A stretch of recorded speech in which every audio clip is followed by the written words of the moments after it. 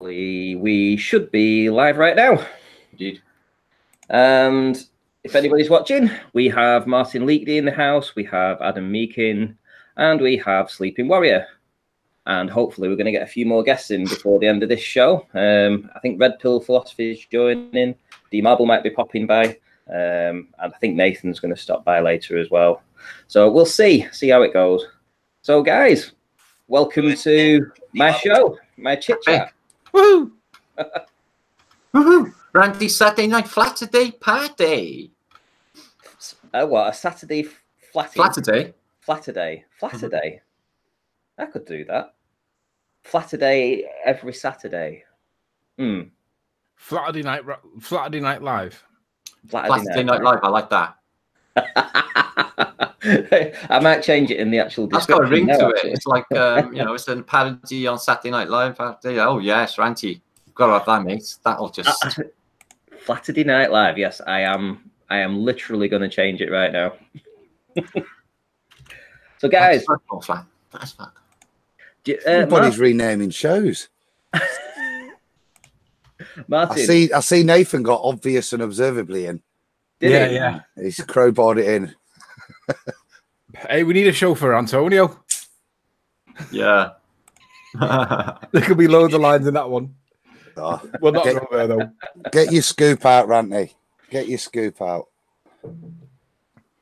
So, my audience probably hasn't, well, probably some of them have already come across your work. Martin, do you want to tell them a little bit about your channel?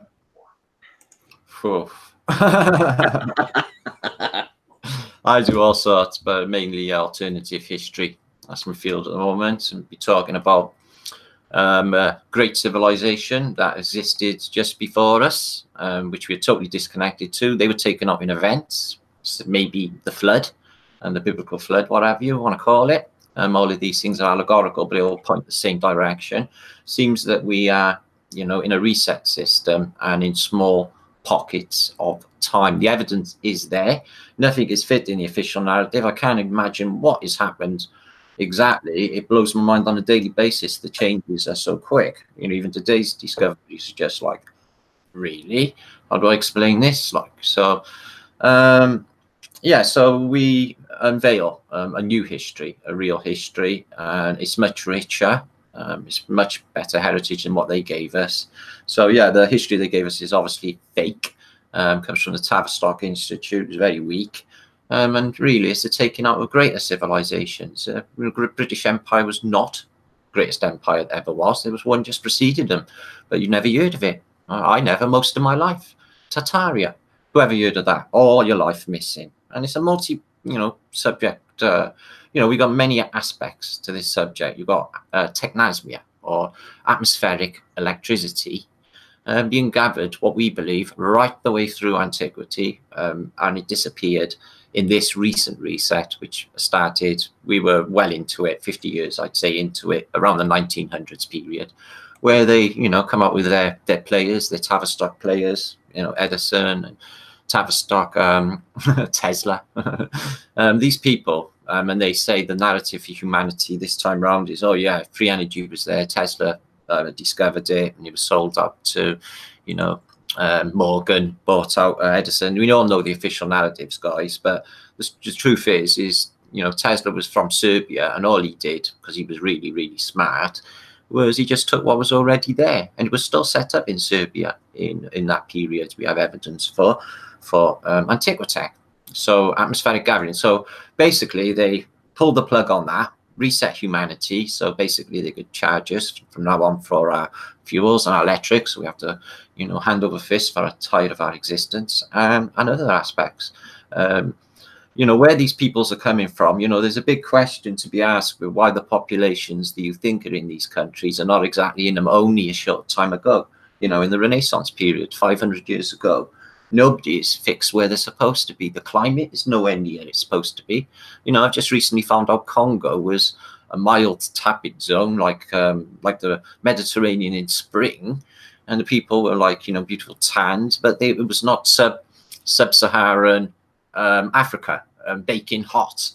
You know, this place is near to the equator, but it's not in antiquity. So, you know, I got overwhelming proof in a dozen books to say that this was the case in this place. So what's going on?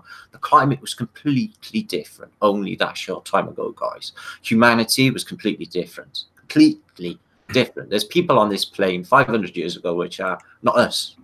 What they are, I don't know. Are they messing with the gene pool? Maybe, who knows? But it seems like that this is like some sort of very large room, cattle pen. They clear it out every now and again. You can see the remnants of previous civilizations all laying around us. As they're survivors, always survivors. The elites know of this reset cycle because they definitely 100% encode it into our reality through their controller art and allegorical art. And they tell you that we are reset through plasma discharge events, numerous causes, massive earthquakes, all volcanoes going up at the same time, mud floods, etc. Reset. It brings diseases and everything. So it's not easy to kill people. And it's really hard to kill people en masse. You're talking, you know, the population of Earth. So, you know, they've got very, very cunning ways to get these populations down to small numbers, but enough to keep it ticking over for the next people who arrive, whoever, you know. It's in my mind, guys, this is like they're all coming from off pond and being delivered because, you know, why is there a white race occupying America? And it's not just, it's all the East Coast. It's down from Virginia into Florida and into the Caribbean islands. Is an 8 foot, 7 foot tall white race, bald, really ugly looking, but they're women, normal European, blonde hair, long ginger hair, redheads, and quite beautiful. What is going on, I can't possibly imagine. We've just supposed to have discovered the New World at this period, and this is the depictions that I've just been looking over throughout the night. So nobody is where they're supposed to be, and some moving of migration seems to be a big part of it. So that's where I am at this time, but it's been like, you know, 1,000 videos of unfolding get to this point, guys. It's a bit hard to summarize in a minute, but that's where we're into at the moment, I think. Can I just stop you there for a second? Because I mean, with my audience, if they're hearing this for the first time and knowing my audience, they want proof. Yeah, it's mind-blowing stuff. It is. So when we say that you're a history buff, what we mean by that is that you don't just make this stuff up. You have almanacs and you have I've got a brilliant library, throughout, and people send you this stuff from all over the world daily, and you decipher it and then you put it up on your channel. So it's not like you just you're not picking out your art. I go through the best, and that's why we get the best. And originally you started off with flat Earth, yes? Yeah, but it's just really, nobody was really listening. I was just subject to ridicule constantly. You know, I never had, things weren't really going for me back in them days. You know, I was stuck in a small room with a dying woman opposite me. My teeth were fucked in my face. I was in pain constantly. I had all the troubles in the world. Yet, against all the odds, I still managed to post most days, sometimes 3 times a day, to try and keep persevering, because I knew that this was too important to just, you know, sit on my laurels and let this pass by us, guys. So I just kept on trying, but things changed. You know what happened last year? Everyone passed. And then I come into the flat and it just all started anew. So this is a new life. And I fixed myself up and, you know, just better and better again. But it's been a hard ride, guys, to get to this point. You know, it's been destructive to myself. But it's come out and I've been like, you know, like born again, fresh, but new. Been incredible. And you and Nathan go way back. Way back, yeah, since the very beginning. There was hardly anyone on Flat Earth seen back then. Hardly anyone. It was fledgling. There was only like Max Sargent's clues had been out by, say, a month. Eric was out there, and Matt Powland, Rory, my perspective, a few others, you know, the guys. So it was all really new. Adam knew you from being, what, 25 subs at one point? Yeah. The first interview I had with Nathan was Christmas Eve 2015 on his Christmas Eve show, Flat Earth United. It was really cool. That was way before Eleanor was born. This was way back. So, yeah, so we go back quite a bit. So, yeah, it's been an unbelievable rise, you know. We've done a lot. We had the first Flat Earth meet. That was awesome. Went to see the Mapper Monday in Hereford Cathedral. So that was quite a experience. See the oldest map in existence, apparently. So yeah, we've done quite a bit. Went to the Space Centre in Leicester as well. That was quite freaky. Seeing all their space bullshit made of Jubilee clips and baked bean tins stuck together. Seeing that Soyuz, and that really does go to space, honest. So we've done a hell of a lot, and flat Earth meets as well, because back in the old days, now they're all the time, but back then they were non-existent. We had the first in Hereford, and then after that, then it was Oxford. Patricia came over from America. There was me, Nathan. So that was a really cool meet. That was one of the best. That was, I think, beautiful venue in Oxford. It was a great mind to think as well. There, a great place to think.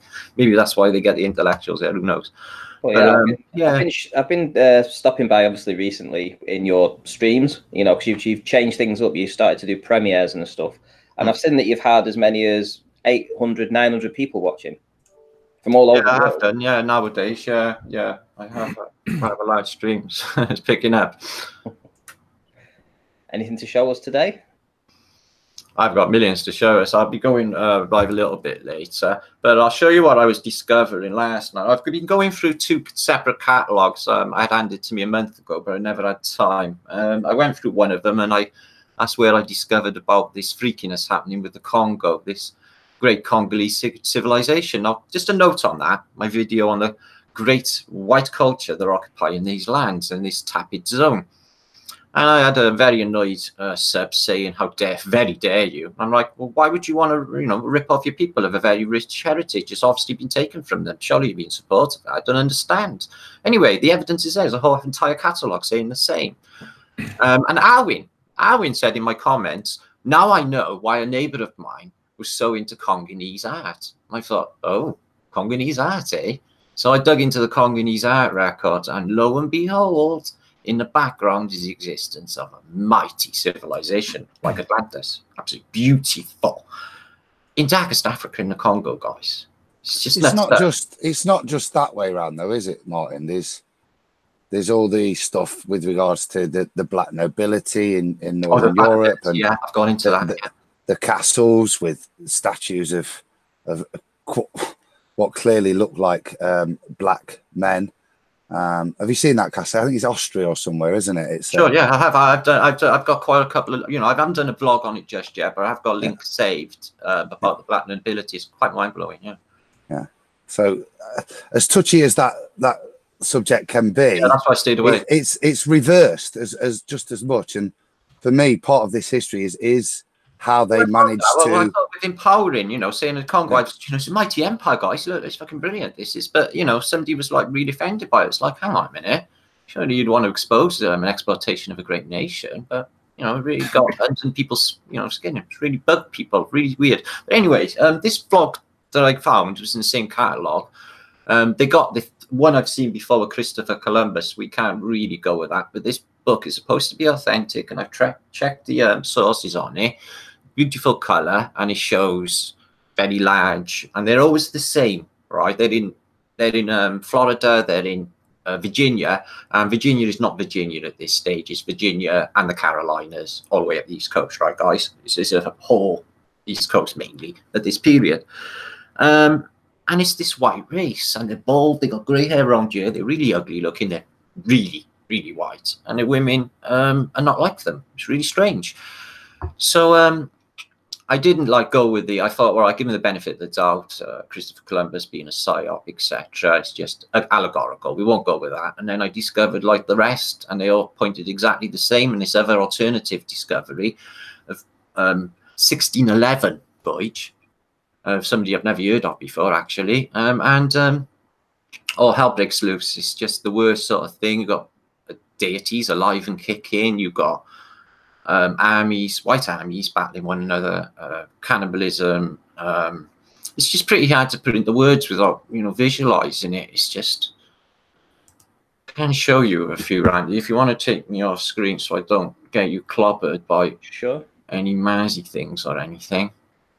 You know what I mean? Yeah, no worries. Anthony, you've been very quiet. You all right, Anne? Certainly, brother. Yeah, man. Give me 5 minutes. I'm just trying to catch something up for somebody, doing somebody a favor. So just give me 5 minutes and I'll be back. All right. All right. Okay. So I just downloaded. I've downloaded. I'm going to be giving a library away, which is endless amounts of these books because I like to go with color, and these are just for their age. They're beautiful. But guys, do you know what? In all this unveiling of all of this, what I noticed early on was middle-aged text that they're made by like a 6-year-old, and that's an insult to 6-year-olds. Some of them are brilliant, but they're really, really childish, crappy pictures, and others out of exceptional quality, like these. So I'm wondering, are the rubbish ones just complete rubbish, or are these? Now, they're Jesuitical text, they're early, and these ones are the 1611. So it's very, very early, yeah, guys. America's not up and running, and these are the occupants. Now, they're clearly not Native Americans, are they? With the long blonde hair, yeah, the braids. They look very Nordic. And they all wear these bobble hats, okay? But their hair is done like this, and it's bunched at the top. Never seen the like anywhere else. But these same people occupy parts of Asia. I've seen them in India. I've got an actual book with them looking the same. Only with a little bit more tan. But this place is supposed to be hot. Okay, this is them in... Looks more red-headed. Yeah, looks more red-headed. Yeah, it does. But some of them are blonde as well, as you can see. Red and blonde. But none of them are dark, are they? No. But these, like, if you notice the men sitting in the chairs, they're almost twice the size of the women. And also the guys up here too. So some of them are like literally that big. You can see them now in comparison to the Europeans. And they are a good 2 feet taller, at least 8 foot. So they have tattoos. And this seems to be one of their leaders. They have music. They're quite cultured. But they have funny habits, as you see. But they're far from Native American. They're not squaws if they're blonde. But they have bows and arrows. And this is a game of slam dunk. They're throwing the ball through, and it comes through here. So it's hey, it's what's up, guys? Can you hear me? Yeah, they like a bit of slam dunk. Yeah, normal. Hey, so there you go. Can you guys hear me? Yeah, man. Oh, yeah. Hi. Hey, what's up, Ranty? Hey. Yeah, it's all good. How's it going? Doing good. How are you guys? Big. Great. What's up? What's up, Riley? Hey. Hey, what's up, man? What's up? Riding a wave, dude. Liverpool won today, so I'm in a good mood. Oh, okay. might not mean too much to you, but you never know. Yeah, it didn't register for me. Yeah. So what's up? What's new on Flat Earth? Well, apparently the original occupants of America were far from Red Indians, because these are the occupants of Florida in 1611, and there they are. There's the chief, and he's a white dude, and there's the people of America, and I got a whole catalog showing this, and they're blonde, and they're not. So where have the Native Americans come from, guys? Who are they, and where have they come from? Have they been dropped off? Wait, are you saying white people were here? What are these then? Are they Red Indians? They couldn't be more pale. They're white. I was going to say they look more grey compared to the Europeans. They look like stone ash color. Yeah, exactly. They're covering with ash, but the women are blonde and ginger, and they are too. This is not. I thought they were bobble hats, but it's not. It's a hairdo. They're blonde and they're ginger, and they're very, very muscular. And not only that, you'll see now they're a good 2 foot taller than Europeans. Very, very big people with exceptionally weird ways of life. They're smashing his brains in for this guy to impress. Oh, wow. Okay. This little European. Oh no, it kicks off now in a minute, mate. There's wars. There's they eat the population. There's even a tsunami that takes away all of the lands. Like they show you an apocalyptic reset in one of the books I'll show later. So they're attacking a fort. Oh, and they show you them building a star fort, right? And then all of a sudden, a little bit later, completed, and it's made of big masonry. So, they've come ashore, they've managed to find a quarry and masonry all this stone and build a stone star fort. So, not sure what's happening here, but they're all vomiting and they're drinking out of conical. So what I think they're doing is taking ayahuasca or some sort of psychedelic out of a conical, because they're all vomiting as soon as they have it, you see? And well, hang on, they've got some Europeans there. Are they? Yeah, they're watching these taken. I think it's shamanic practices, you see, because they're boiling 2 chemicals up in this, yeah, and she's siphoning it through there, so it's been blanched, yeah. So it's ayahuasca, and they're taking psychoactive compounds. That's definite. And they're witnessing it. And here too, as well. Okay. But things go to shit quick. Okay. No, oh, they got metal as well. So they're founding. So that's just a bit of fishing. So they battle these things, apparently live on the land. Wow. Absolutely huge lizards. Are they So not crocodiles? yeah, they're documenting more than one of these books I found as well. I got 2 catalogs with about 50 in each, maybe. Are they crocodiles? Well, no, they are giant lizards. Or maybe they are, but if they were crocodiles, it would have to be, I don't know how many meters long that is, Randy. It's just nuts. It says crocodile there, yeah. Crocodile. Crocodilian. Yeah, it looks like a crocodile. It's massive, though, isn't it? They go nuts. This is quite nifty. They dress like a deer, and they put like the coat over them, and they go right up. But I'm not sure what the red thing is. Or the bow and arrow, yeah. So they pretend to be the deer and sneak up. It's hunting practices. What book is this? It is an early German text of America. I got the catalogue. I'll be linking them all later on a video. They're collecting cats, dogs, crocodiles, and fish to cook up, but they'll be changing their diet shortly. So that's potatoes and vegetables. It's the discovery of America. It's got on the contents page the author's name, but I'm afraid I've never heard of him, and he's German. Honestly, it's an explorer I've never heard of. So they're all white, but I thought it was like you know, the Celts were meant to be ushered up in belladonna and coloured purple, the natives back in the Celtic days. Well, I thought it was a touch of that, but there's no way. They're all blonde. These are like Nordic looking guys. Maybe they're just descendants of the Vikings, yeah? Can I ask, because I got here late, like, what's the overarching point? What are you guys talking about? Like, we're destroying the historical narrative. The historical narrative is Christopher Columbus discovered America. There was a load of red Indians there, and then everything else, gotcha. They killed them all with smallpox, etc. So what we're doing is we're showing that the history is complete bullshit.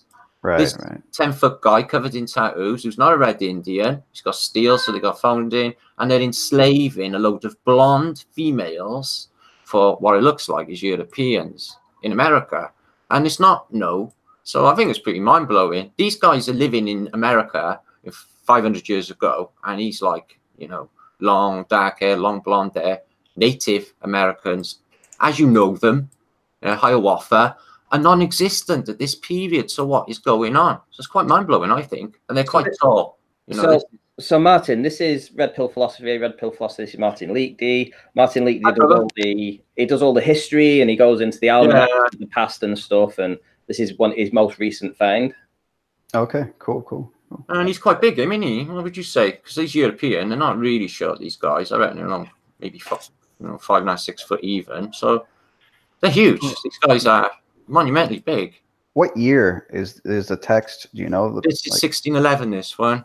So it's only a short time after they discover America, and I've got another one like it, the same I'll be presenting later, of Christopher Columbus's discovery of America.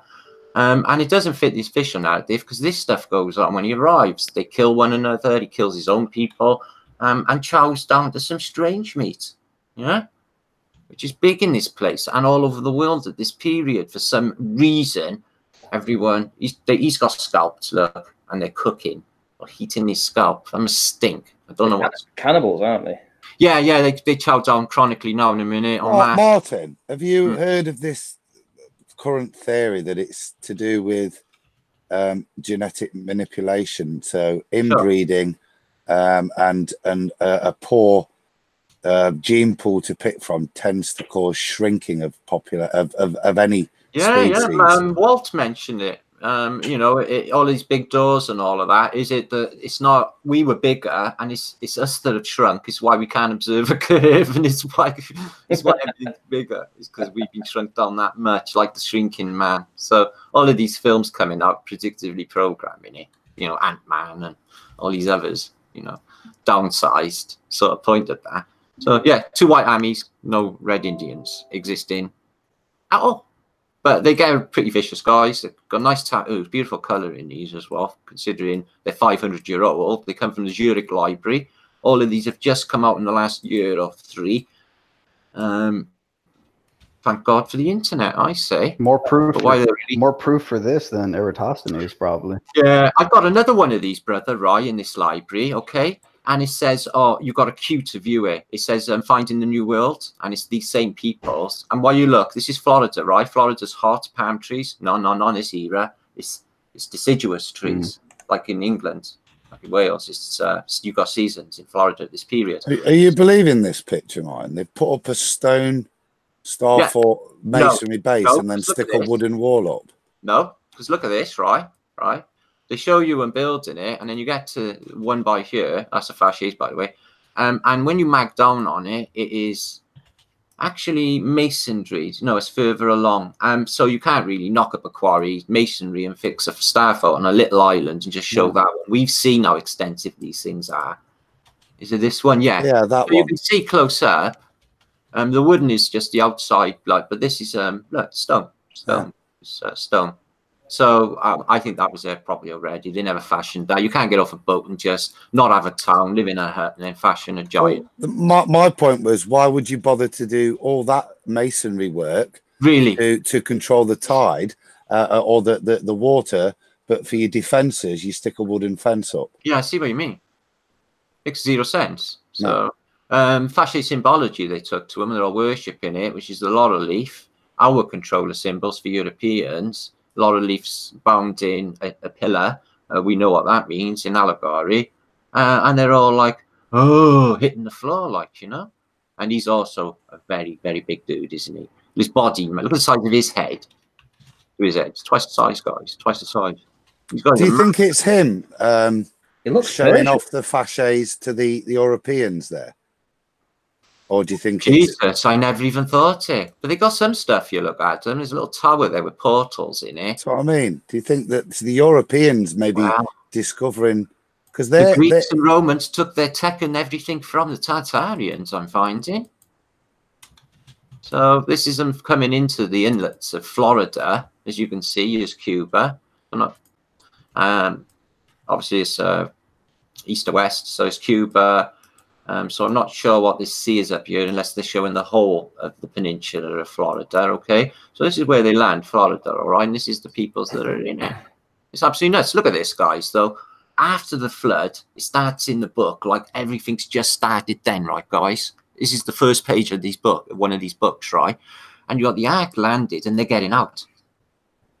Like after the flood. Yeah, I know. And they're whoa, what's the number in the sun? No, that's the name of in Hebrew for Joshua. For God. Is it? Is it the quad? Is it the quad? Is it the four? Oh, what's it called? The quad. It's the middle name. The full name is hidden. There's only a few know it. You can't speak it. So it's a fire that's creating smoke that's going up. It's an offering of some sort. It's a sacrifice, like, but they've just basically it's landed. It's a reset, and they're just putting up the new buildings already. It's just crazy, and that's how the book starts, and then it goes into, the arriving of the new world, guys. I think is a big giveaway for us. I think it was a new world because it was exactly that. I think it was underwater. I think the water's receded off it. We couldn't go back there before, right? And all of these buildings, this old world architecture we're seeing was from that kingdom. And it just basically took hundreds of years to clean it up. So this is further east, right? This is another book, but I never downloaded too many. And it's showing you Arabia, and they're in fine silks. But remember, Arabia is a desert, guys. Remember that, yeah? It's baking desert. But this is 500 years ago, and they're showing you deciduous trees, not in this one, but it's green. It's green pastures. Arabia and deserts in this period do not exist. Neither have I seen any snow. Everything is gorgeous. Everything is well fed. So this is coming towards India, but things go a bit carnage as well here. Okay. So this is India. The Dutch arrive. Okay. India. Okay. And these are supposed to be Indians. Now, not in this book does any of these people look like any of the indigenous population of India again that we see today. They're not quite white. They're grey looking. But they could be sort of sunburnt, I suppose. But do you teas. Do you think they're white from lack of sunlight or something? Mate, the whole climate is different. It's more swampy, more arid, more green, lush, as you can see, deciduous trees. And these are the ones from my last video. These are in the Congo again. So it's darkest Africa, right? Sub-Saharan Africa, near the equator, they're supposed to be literally baking. Yet you find blonde women with a nice coffee tan, same as they'd look like if they were from Algeria, maybe, or the Mediterranean, and the army fighting them. Again, in the Congo of Africa, is white. And this is what they find in these books as well. It's like nobody is where they're supposed to be. Oh, and these are some mud flooders I posted on my last video. Cool. Very cool. Yeah, this is Volgograd in Russia. In basically a German photographer, 1898, and it's just, I think it's brilliant mud flood evidence because you've got this great ancient civilization with the most beautiful buildings. You can see they look partly buried from my mind, okay? And as we know, or I've been led to believe through all of this this unfolding, these are atmospheric and resonator devices. But as you notice, you don't get a path coming up to this civilization. You get a muddy great field, and you know, there's your path going up to it. No road. Yeah, it's very strange. Nothing. Yeah. Just muck, rocks in the street. All of the buildings, maybe not on that. It's totally untrodden, Martin. It's just like area. what you see in these. This is the beauty of these. The population at this period is supposed to be 60,000, Adam, right? But the population you can't see, okay? In these period, nobody's around. There's ghosts there. People are moving in the picture. They're all mud flood affected, what we look for, and this great civilization in a muddy field with nothing going on, right? But it looks like that they all arrived by boat. So this is a village near Volgograd Lake Onega, right? And they're all wooden huts. But if you look in the corner here, I noticed this pile of wood, and then this showed that they were shipping people in and masses of wood to build. Now, the old civilization's there, don't get me wrong. There it is, stone structures, antiquitech on the ceiling. You can, on the roof, you can see it. That bell with the aerial, it's there. So I thought, all right, there's the population, awesome. Jewish population has showed up, and they got a faceless knight in a banner, which shows it's all controller sort of people, and they're under this what they call it is a mausoleum, but it's not. It's an antiquitech device with an onion dome and resonator on top. So this building, oh, it's been built. We got one. No, we haven't. It's there already. It's just got wood around it. Shit's finished. Mud everywhere. Okay. So this was quite a good one. Obviously an older building because the tech's been taken out. They blocked it up, but it's still active. These are not flagpoles. Don't worry about these wires, guys. These are the telegraph running in front of the image. These back in the image, you can see there's like a little office there, if you like an office, and two giant aerials. Now, you can think of them as flagpoles, but you don't have to because the flags, if they were waving, would entangle. So that's not a reality, guys. These are not halyards. And there's two balls. So this is some sort of Tesla-type technology for gathering atmospheric charge. So they were power plants. And I think they just pulled the plug on it. These things here. You can see there's an office with a door open. It's all just one thing. It's all connected to these aerials above it, you see. So what's fascinating about your research is that you're basically showing a history of deceit. So well, yeah, it's just the whole of the historical narrative doesn't fit with the photographic. Or if you've got any hindsight to get off your ass and go and find one of their academic libraries, pull them apart yourself like they do, the academics, and put them to the sniff test, they never pass. They never do. So hang on a minute, you must have fucking noticed this. You're just covering up, and then you find out, oh, it's being covered up. So when we start talking about flat Earth and stuff, people think that we're insane, and the authorities will never lie to us at all. They're all we know history and all this. And that's not the case now, aren't we? Though, right? Yeah, exactly. This is why it's so important, the research you're doing, because you've exposing them over time, not just now, but throughout history. Yeah, well. It's like I said, it's a complicated thing. So they seem to be bringing wood in en masse to build, as you can see, wood, right? So everything is like they just arrived. But the old civilization, or what we call Tatarian civilization, is still there, posing dragons. And this is Alexander II. So why is Alexander II all over Russia and Tataria? We're not quite sure. So I think Alexandra was somebody really considerable to do with all of this story, and he's on a fasces as well. They would be. So this is perfect for evidence. Now you've got this great civilization. They've had the incentive to build all of this, but they can't put a path leading up to it, or even any drains, because sewerage doesn't exist. Neither does heating. None of these buildings had any hindsight, apparently, to have any heating. Does that mean the climate was warmer, guys? That they didn't need heating at this period? You know? So they just got bollards, stuck in the mud, everything, as you can see, lower windows. These were the top floors of a much higher, older building at some stage. Okay? So what do you think of this? Is this the first time that you've seen this kind of stuff? Because I know it's probably... Yeah. Oh, yeah. I've been recently hearing stuff about mud flood. I can't remember where, comment section or maybe recommended YouTube videos.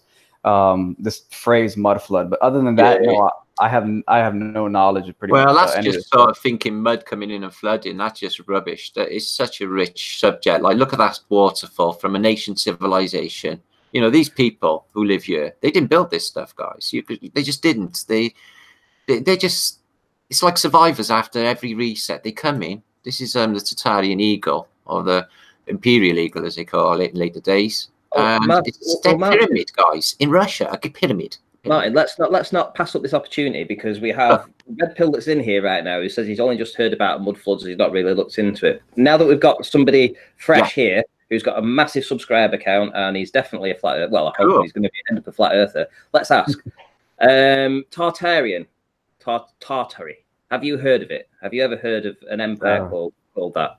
No, never. Holy shit, man. Now, to be fair, I am not a history person, so maybe that's a problem. I don't know. I don't know if that's a problem. Well, you can appreciate the Egypt is famous for pyramids, but what we find is they're all over the world, because this is Volgograd in Russia, and you have a very big, with Greco-Romano architecture, pyramid smack in the middle of its city centre.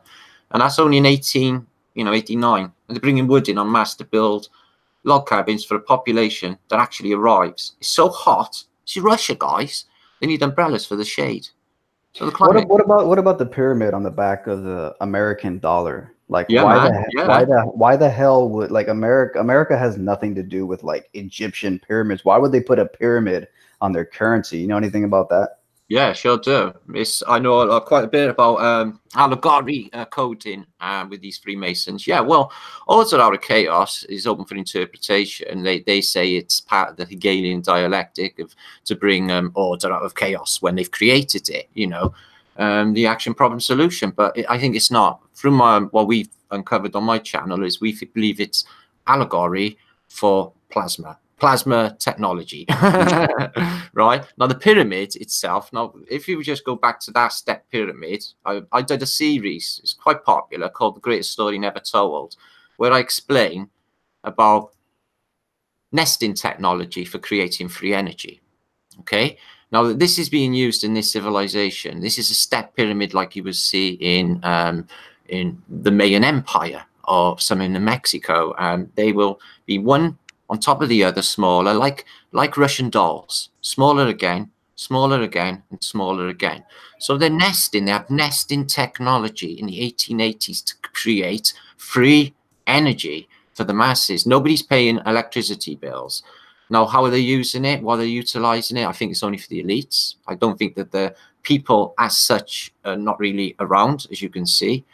The builders of this civilization are not there, right? The builders of this civilization, this building hasn't got any drains or any sewerage. May have had some stage further down, but they're probably all full of mud and covered up over. Are not there. No streets, no lampposts, no nice gardens, no anything. Like, they just suffered an event and they've been cleaning it up. So they got a pyramid, which is also to do with energy gathering, and not a tomb for some dude, apparently, with no proof whatsoever. And they put it on some muddy spit, which really cracks me up. Especially if the place is prone to flooding, but doesn't seem to worry them any. So there you are, you got great monument, what we call mud flood affected. To me, I think this building. Martin, can you just go back to that one a sec? Because that's just the head side of it. There's a lot of talk in Egypt with lots of pyramids are supposedly sighted in old lakes. So when all of North Africa is supposedly tropical as well, I think it's tons of sightings like this. Well spotted. And same as the star forts, they're all on river tributaries and meanders. Bang on. It's got to be a part of it. This technology, you see, you know, that's technology to me. That if it says pyramid, then an S in a create a charge. And even on the crest above the door of the Greco-Romano door, they got two opposing laurel leaves, as we know now what that means. And you can see in there, in Russia, they got a Maltese cross. And if you know what that is, it's the EM model of the universe, the dielectric inertia plane and Mount Meru below. It's just nuts how they know and they encode in everything. Same as the dollar, it's there on the dollar. They literally tell you on the dollar, literally like a dozen times or something, the place where you live. They just can't help themselves. If you know the code, it just simply falls apart. You can't not notice it. So as I said, the Orthodox turn up, the people, the wood, and they're building all these wood cabins. Okay, really strange scenario. Prisoners digging out mud, making things good. The wood is arriving. They're building log cabins. They've got prisoners to do it. So imagine, like, guys, just standing here on this side. There's this great fairy tale civilization there, and it's just muck and crap in front of it in a river. No nice bridge going up to it with, you know, some lighting maybe and some flowers. Nothing, because basically something's happened. It's all gone shit few years, and these have been made good. This ancient civilization, somebody else built, not that crappy wooden bridge that's there nowadays. So yeah, everywhere, and the wood comes downriver, so they use that to utilize on the riverbank, fishing cockles, and as you see, they all come on boats. So that looked like a flood. That looked like houses were being washed down the river and hitting the bridge. No, I don't think it is. I think they're floating river, wood down river, because I was wondering how the pine trees would get so far south. Well, it's in Volgograd, you see, so you know it's sort of near the steppe and stuff. I was wondering where they got the wood. So appears, I'll show you now anyway. A lot comes off of these big ships, and then barges there. You see the barges unload here. You can see how much wood is here, Ranty. Yeah. And they're literally using it as we're speaking in this photographic record. The old civilization is still there, but they're bringing in wood en masse. You can see just in the woods there to build new. We've had just arrived. Everything. I see this white wall, Ranty, around this beautiful building. To me, it's still half buried there. And this building, that wall must go 6 foot lower. You know, maybe more. You'll see it's not there. It's sunk. It's sunk. So it's in my mind anyway. And here on the riverbank, the building on the bank, they're not going to be stupid and build an establishment like that on a floodplain, so they know that it would be okay. So it goes a lot lower. Maybe the river's a later meander. Maybe it wasn't always there. And they got like literally buttresses. And buttresses are proved that they have to go as deep as they are above ground. So them are as big as that below ground level, proving that building is too, without a shadow of a doubt, guys. So these are sunk. These are deeper. No doubt about it whatsoever, right? So they're bringing in people. They bless them as they get off boats. There's people waiting for them, the new arrival. They got Orthodox steward in this sort of what I think is a gadget, from like a processional gadget. They bless them. And then, you know, on the dock side, they bring these barges in full of people. Yeah, these wooden barges, like little prison barges things, where they all pour out, bless you in your new land. Off you go, your log cabin's ready in, you know, Westworld East or Eastworld. Look, they're on mud flood, look, guys. They've been there a while. Lower windows, grass has grown over. And when you want to go up to that Disney castle in the, you know, in the foreground, you have to go up this, you know, this muddy path all the way up to it, which makes zero freaking sense. Not even steps. And this building in the middle of a field with no infrastructure makes zero sense, guys. It's been inundated. And the population comes in, and this is what they're doing with the mud, Randy. The building for population has just arrived. That's inside the buildings. Martin, we've had a request. Oh, by the way, Roxanne's here. Roxanne, all right. Well, listen, I'll stop sharing because I've been talking for ages and my mouth's like a sewer. So let me stop sharing. Oh shit, ski. Oh, well, hi guys. I'm only joking. Stop it. I'm sorry. I'm only joking. He was only asked what was new. Me? I'm winding you up, man. I did want to ask a couple of questions, but I've forgotten. Anyway, I'm hanging. I've been doing loads. Hi. Hi. You told me.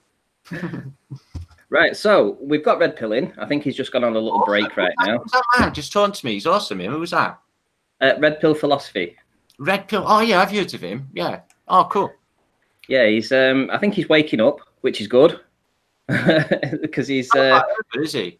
Is he? I think he's pretty much there now. I mean, he's bought a P1000 and he did an excellent observation that we're going to be discussing very shortly, hopefully, when he gets back. Well, before we do, whilst he's away, let's give Jose a good shout out because he's been getting a lot of flack recently. And I want to just kind of put my 2 pence worth in with it because I'll be honest, I've been in his position a few times. I've rang Nathan and said, "Fucking hell, man, it looks a little bit bendy at times." And I've done enough research to realise that, yeah, sometimes it does appear to be bendy. I have had a couple of occasions where it did look bendy, but I've had more occasions where it's flat as a pancake. So, yeah, I think when the light bends up a little bit, you're going to get a little bit chopped off the bottoms of things. But when the light's bending down a little bit, you're going to see right to the very bottom of it. But it's not going to be bending around a ball. So I think what's happened is Nathan's show's been delayed. Jose's not been getting his adrenaline rush, his heroin fix. He's backslid because he's been going to Gem Panda's server instead. He's been infiltrated by ballers, and now he's having that. He's on his little journey where he's like having a backslide, which is fine. We all have it, but I think Nathan's to blame because he's got no channel where Jose can get his fix. So I think we'll blame Nathan. Yeah, let's blame Nathan. Right, Red Pill.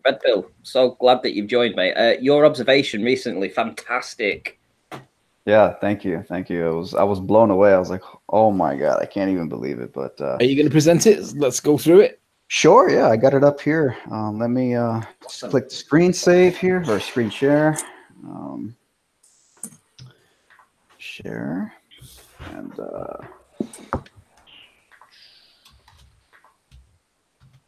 By the way, is that Roxanne, the globalist denier, in the chat or in the stream?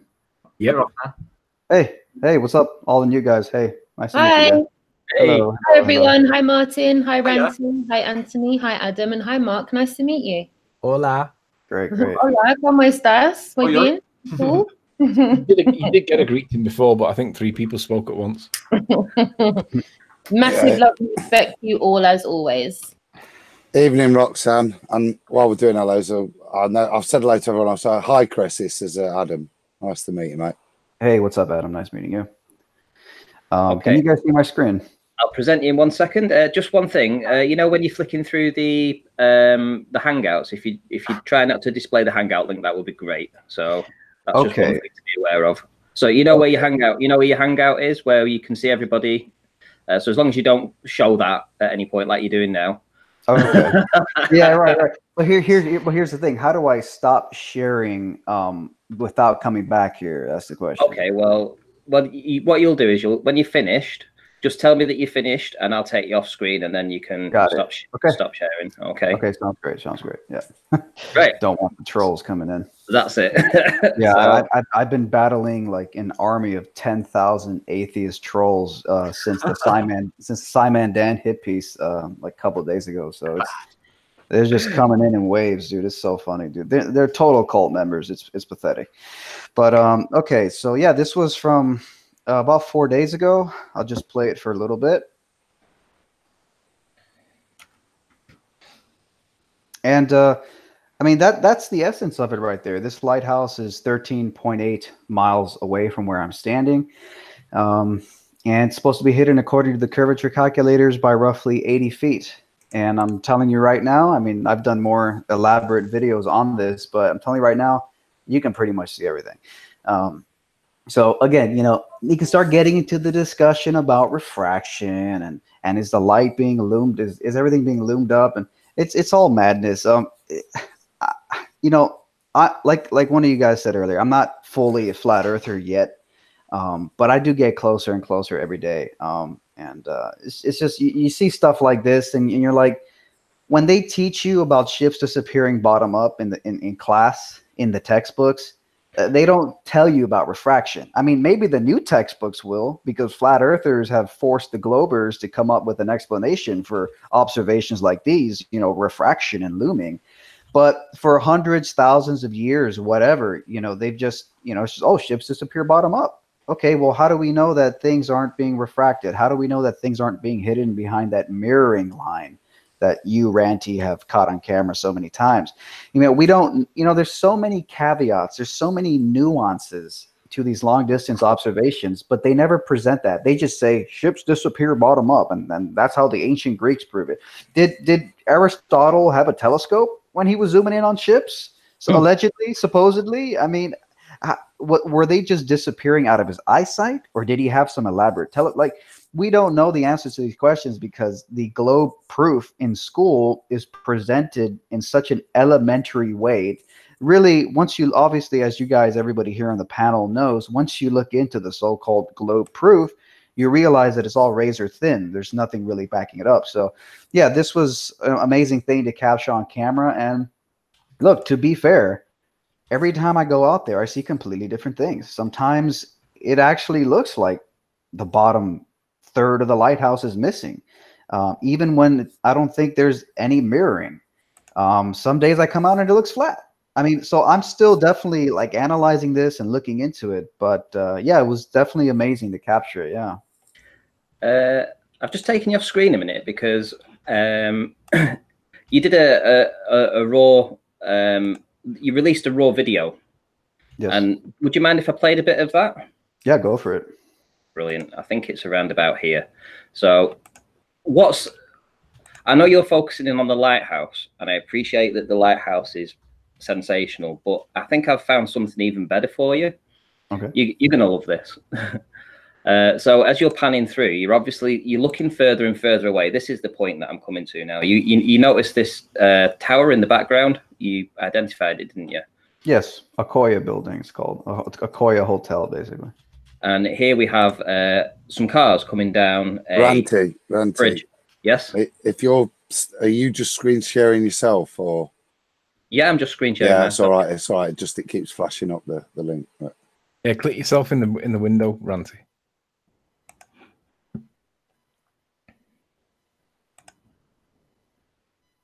Oh, yeah, I have clicked it. Yeah, sorry, no, I was just checking. I'm not watching YouTube. I was just seeing it pop up here. Right. Okay.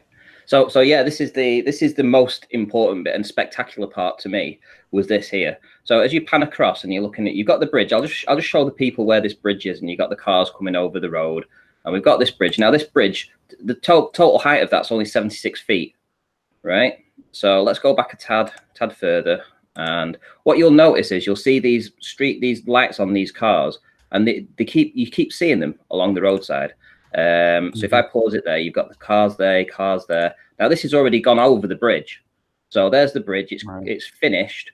I've got a line of sight for this. Here's the car you just made it. You can still see the car and the headlights of the cars as it pans right through. So what I'm going to do now is I'm going to show you where that is on Google Earth, because I've put this in. Oh wow, Ranty, you've been hard at work here, I see. Oh yes. Well, it was somebody made a comment that they saw these cars going into the water, right? Which I thought was preposterous. It didn't actually happen. We never saw any cars go in the water. In fact, we saw all the cars go over this bridge here, and then they turned around and they started coming down here. And as you're panning around, we lose track of them around about here. Now, the elevation is like 1 meter here. This road is like 1 meter above the water. And obviously we got the bridge that's 76 feet in height. So let's do some distances and plug these in and do the begging the curve calcs. So this is where we're still seeing the cars here at a meter. And what height was your camera set at? About 6 feet? Yeah, pretty much about 6 feet. Yeah, I thought so. I could tell that on by the video. So we've got 17.15 miles today, yeah? So what I'm going to do now is I'm going to bring up the curve calc, because I've already got it plugged in. 17.15, viewer height 6 feet. Hidden should have been 133 feet, right? Yeah. And refracted hidden should have been 110. Now, let's not forget that first and foremost, that bridge is only 76 feet high. So let's go back. Let's go back to the image, to the bridge. Here's this bridge. There's the cars coming over it. There's the runoff to a meter. This bridge that we're looking at now, the highest part of it's 76 feet. Now, curve calcs say 133 should be missing. Right now, I've actually done a little drawing. You're going to love this. What I've done is here, I've stacked some cars up and I've given them an arbitrary height of 5 feet in height. So when we're looking down here and we've got the 1 meter above sea level, there's obviously the sea level, the blue. Then we've got the black, which is 1 meter above sea level. Then we've got the car and we're seeing the headlights on the car. So we're seeing these headlights on the car about here, right? And yet this is where the curve calcs say you should be. All these cars in height, these cars in height. So when you're seeing down to there, yeah, and they say that that's what should be hidden. No, it's crazy. No, it's bonkers. I mean, even if you can argue that the cars do go behind the apparent waterline, so-called horizon, like, and you know, they kind of become harder to see once they get closer to the waterline. But I did see a couple of them that like blink in and out a couple more times. But again, just like you're demonstrating here, even if the car disappears under the waterline, it's the whole freaking bridge basically shouldn't be visible. So it's a joke. It's a joke. And what I did notice on your video was how incredibly still the water was. There wasn't a ripple on the water at all. It was like a mill pond. And the only other time, well, I've seen it a few times in Blackpool, and to be fair, I see it when it's not quite as calm as yours. Even on this day, we had ripples of maybe an inch or two in height. This is all these were maybe an inch or two.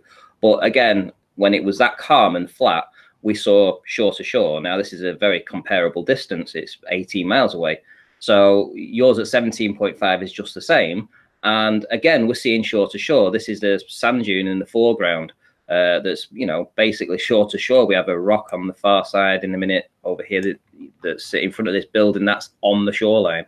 All of the town of Barrow was visible. This was with a P900. So obviously, if I'd had a P1000 like yours would have been. But this is why I want people to go to your work, because you captured it so brilliantly, and it's such a good observation. I mean, let's just look at this for one more time. This bridge is 76 feet above the water, and 133 feet should be missing to curvature. Let that sink in. Let that sink in. And you see these cars, obviously, you see these headlights of these cars coming down here. There's not a single one of them goes beneath the waterline. You do see it there. You can still see that. You can see every single one of them there. Crazy. Yep. It's bonkers, man. That's definitely nuts. Ranty, can you queue up Taboo Conspiracy's latest video? He's mirrored something on ice, and basically he's got a light that's been mirror reflected back to himself from 8 miles away on ice. So obviously the air temp's very cold. The snow temperature is very cold. And it's 8 miles away, and he's got a reflection of the light that he's passing back to himself over 8 miles. That means you can't have refraction going both ways, right? If it's bending down because it's the curvature of the Earth, then it's got to bend down the other way as it comes back. So you can't have the refraction both ways. So dig that one out and give a bit of a kudos to that one, because that's well worth watching. Yep, no worries. I think I know the video you're talking about. It's some guy left a comment. Just let me find it. He left a comment and said that he'd actually put a bit of my content in. Is that right? A little bit of what content? My content. I don't know. But I saw Ruhif in chat claiming that it was a ball earth proof, and I'm like, you idiot. 8 miles, ice. Sat literally, I think he's about 8 inches off the floor, off the surface of the ice, because obviously the surface of the snow that's fallen, it's like kind of like waves. I know that sounds silly, but you know what I mean. It's not perfectly flat. It's not like a bowling green. Is it grout one? Grouter one? The most recent one that he's put on? No, this is a guy that's done it over a lake, a frozen lake. I'll find it myself, Runty. Come on, it's rubbish. I've got it here. I've literally got it here. He goes through it all and he digs it out, and you see his mirror reflecting. So how are you guys coping without flat Earth debate 7 days a week on Nathan Oakley channel? I'm aimlessly wandering around the living room, reciting the housekeeping rules, like mumbling it and rocking uncontrollably left to right in the bed. It's horrendous. I don't even participate daily, but I'm struggling to get by because it was my morning routine over here, man. It's he'll be back. He's had he's had like 19 copyright strikes. I heard. He's had 8 of them removed yesterday, and he's got another 2 removed today. So they're all going to lapse over a period of time, and he'll gradually get more control back. So we will be back in the next week, whilst they all expire. So don't worry, I don't know what channel he'll be broadcasting on, because obviously he's prone for this. Someone specifically target him. So he's going to check. I don't think he's going to broadcast on his 1980 channel, because I think he realizes that that's specifically being targeted and he doesn't want to lose it. So I think he's going to try and do it on other channels as he gets the rights back and not broadcast on 1980. But you'll see it. He'll put an advert up saying when he's back, and it'll be on one of his other channels in the short term, just to see whether or not he is being specific. Well, to see if he gets targeted again. And then once it settles down and they realize that actually Nathan's in control here, he's not out of control, I think that may then return after a month or so. But in the short term, whilst he's trying to work out what this system is, this process, I think he's going to broadcast on another channel just in case, because he doesn't want to lose his 1980 channel again. Wow, that's nuts. Yeah, it's crazy. Yeah. Yeah, YouTube is a circus, man. You can invest your whole life into YouTube, and they can just be like, we don't like your channel. Algorithm, shadow ban, and your life's work is flushed down the toilet just because some big tech tyrants say so. So yeah, it can be a real bitch. But yeah, well, that's why I bought Martin a couple of domains yesterday, because I realized that he left himself vulnerable with .com. So he hadn't actually purchased flatearthbritish.com or Martin Liedtke. So I've managed to snag them for him. So they're sitting in my account ready to transfer whenever he wants them. And that way he can obviously migrate all his work over to that if he ever decides to build a website. Wow. Yep. I got 2,000 videos, because I got about 1,000 and other stuff I've downloaded and published and all that. I was going to bang out on my second channel, but never had time. So I got a lot of stuff to put on a website. I think it's what you need to do. I think because YouTube is such a volatile place. Like you just said, like my stomach just dropped when he said that your life's work could be taken away at a whim. And it's true. Oh it yeah. True. All that effort just gone one morning would be back it up, man. I do back up, bro. It's just have you heard of BitChute.com? Yeah, sure. They have like an auto backup thing, so you just link your YouTube channel to your BitChute channel. And every video you upload to YouTube, BitChute will automatically upload it to your BitChute channel. So you don't even have to think about it. And so it's twice, yeah. So something to consider, yeah. Yeah, that is worth considering. I see a lot of people linking BitChute links to their videos. So yeah, I've been pursuing other avenues for quite some time now. I can see YouTube is fine now. There's new restrictions coming in. You can't share stuff on, Facebook and Gmail soon. The end of this month, actually. So that restricts again views. So all sorts of things to quieten this down. It's not really good. Yeah, it's tough. It's tough because YouTube, I mean, they're so massive, and it's like it's the place to post videos. But at the same time, though, isn't it? It's like if there was a secondary one, like that we could all go to, that was that equal, sort of viewage, would be great instead of everything being monopolized on YouTube. There's nothing that comes close to YouTube. So I think for now we're kind of screwed for now. Yeah. Honestly, I'm ready to like go out to the streets and like start talking to people in person, because like I know I'm being shadow banned and it's infuriating. I've been doing this for 6 years on YouTube, and like Simon Dan, who has maybe roughly half my subscriber count, will do a video about me, and he'll get whatever, I don't know, 100,000 views in 24 hours or something. I'll post a video response to my channel to him. I'll get like 3,000 views in 24 hours. Don't beat yourself up about that. They're not real views, brother. They're put on there. Yeah. Well, I don't know what the hell's going on. Maybe they're real views. I'm cleaning up my sewer like 100 a day, every single day for the video that Dan put out about me, right? And literally, when you go to the channel, the videos haven't moved. So how are they commenting and not viewing and managing to comment? So it's just, it's made up. You know what? Who knows what kind of shenanigans, what kind of tricks YouTube uses? I mean, they might be real views, but maybe the algorithm's just set up in such a way that anything that's pro flat Earth gets out there. Like when Wolfie went viral in one of his videos like a few months ago, like, who knows why these things. I mean, for example, I actually had one of my older videos from like 2 years ago. It started going viral, got like 1 million views in like a month or something. Wow. And I got a massive subscriber boost from it. But yeah, I mean, sometimes videos do go viral, but my issue is simply it doesn't seem like I can reach my subscriber base. I have over 200,000 subscribers, but it doesn't seem like I'm getting through to them. So who the hell knows what the hell that's about? You know, we could speculate all day, but just try a different approach. Try and be more personal. Join them in a hangout, communicate with them, and get them familiar to you. Well, I'd love to do live hangout. It's a lot of effort. It's just a bit of a soul, you know, sort of, you know, it takes your energy. It really does. Well, they took away my live streaming 3 months ago. Oh, right, shit. Well, would it be up soon then, or?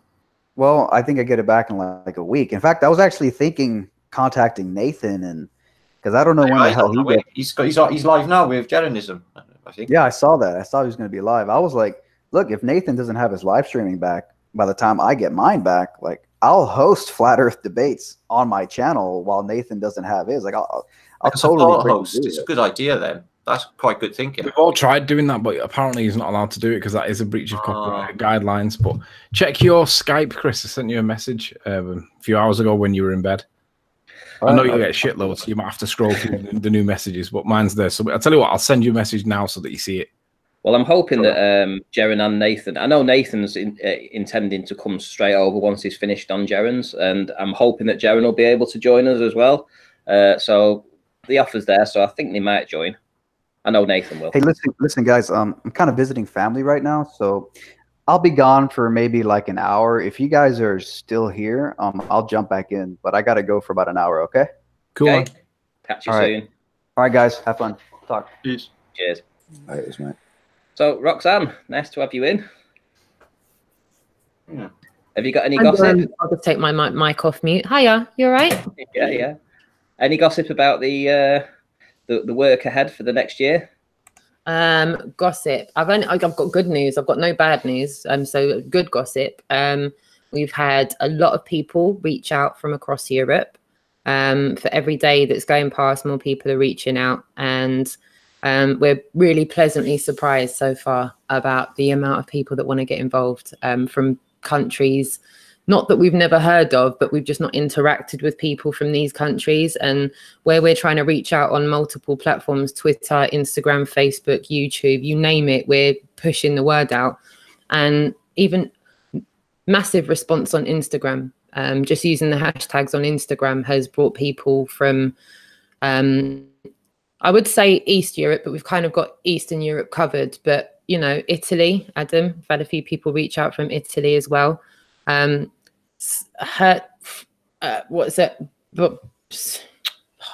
Herzegovina, no, some memory block. I feel like I've Bosnia and Herzegovina. That's the one. Yep, I've had someone reach out from there who's involved with a group of people. I'm not sure they're at the stage where they're doing meetups yet, but they are bilingual. They speak English as well as their local tongue. So we're kind of using the blueprint of when we linked up with you, Adam. The spontaneity of that, but your local knowledge kind of made the difference to the day being a complete damp squib or the day being a success. And using that format, we're thinking, you know, the more local knowledge we can get in the cities that we're going to, the better. The more people that we can link up with that are bilingual, that can assist us and facilitate us to communicate with people, the better. For those of us that do speak a few languages, I don't speak other languages fluently. I just want to put a disclaimer out there, but I can more than happily get by in Spain and in France and in Germany. Other than that, I'm reaching. Don't speak Greek. I learnt Latin when I was younger, but no one really speaks Latin on the roads, so it's not really very helpful. So with that being said, speculatively speaking, we definitely got more than half of the tour covered with local knowledge, which 10 days ago, that was just hope and positive, optimistic thinking. And now that's a reality. And we're only a few weeks into talking about this, and we've got quite a few months. So I would anticipate, with the way things are going, by the time we get going on this tour at the end of August, pretty much going to have everywhere covered with local knowledge. Jason's released a page on the Global Eye website, which I'll put a link for in the chat. So if you want to get involved in any part of this tour, on any leg of this tour, you can go through the Global Eye website and depict on the website page what part of the tour, what leg of the tour you want to get involved in, and Jason will get back to you retrospectively, and you'll be able to be a part of it in whatever capacity you want, whether you want to be on the tour bus, whether you want to link up at the city and stay in a hotel of your choice. You know, there's an option for everybody. So, you know, if this, you know, it's, for me, it's almost like going on one of those coach trips, you know, where you've got the safety of numbers and you're not going to these places by yourself. I know that a lot of these areas that we're going to have got a lot of points of interest for a lot of other subjects that people are looking into as well. And I think in that sense, you could probably look at the tour like a big red pill tour in that sense, because, you know, to talk about, you know, the fact that we've been lied to, even if you didn't want to classify the conversation as a flat earth conversation, the conversation is one needs to question what they've been taught, because what we've been taught, we proved now has not been true. Well, I'm not making claims.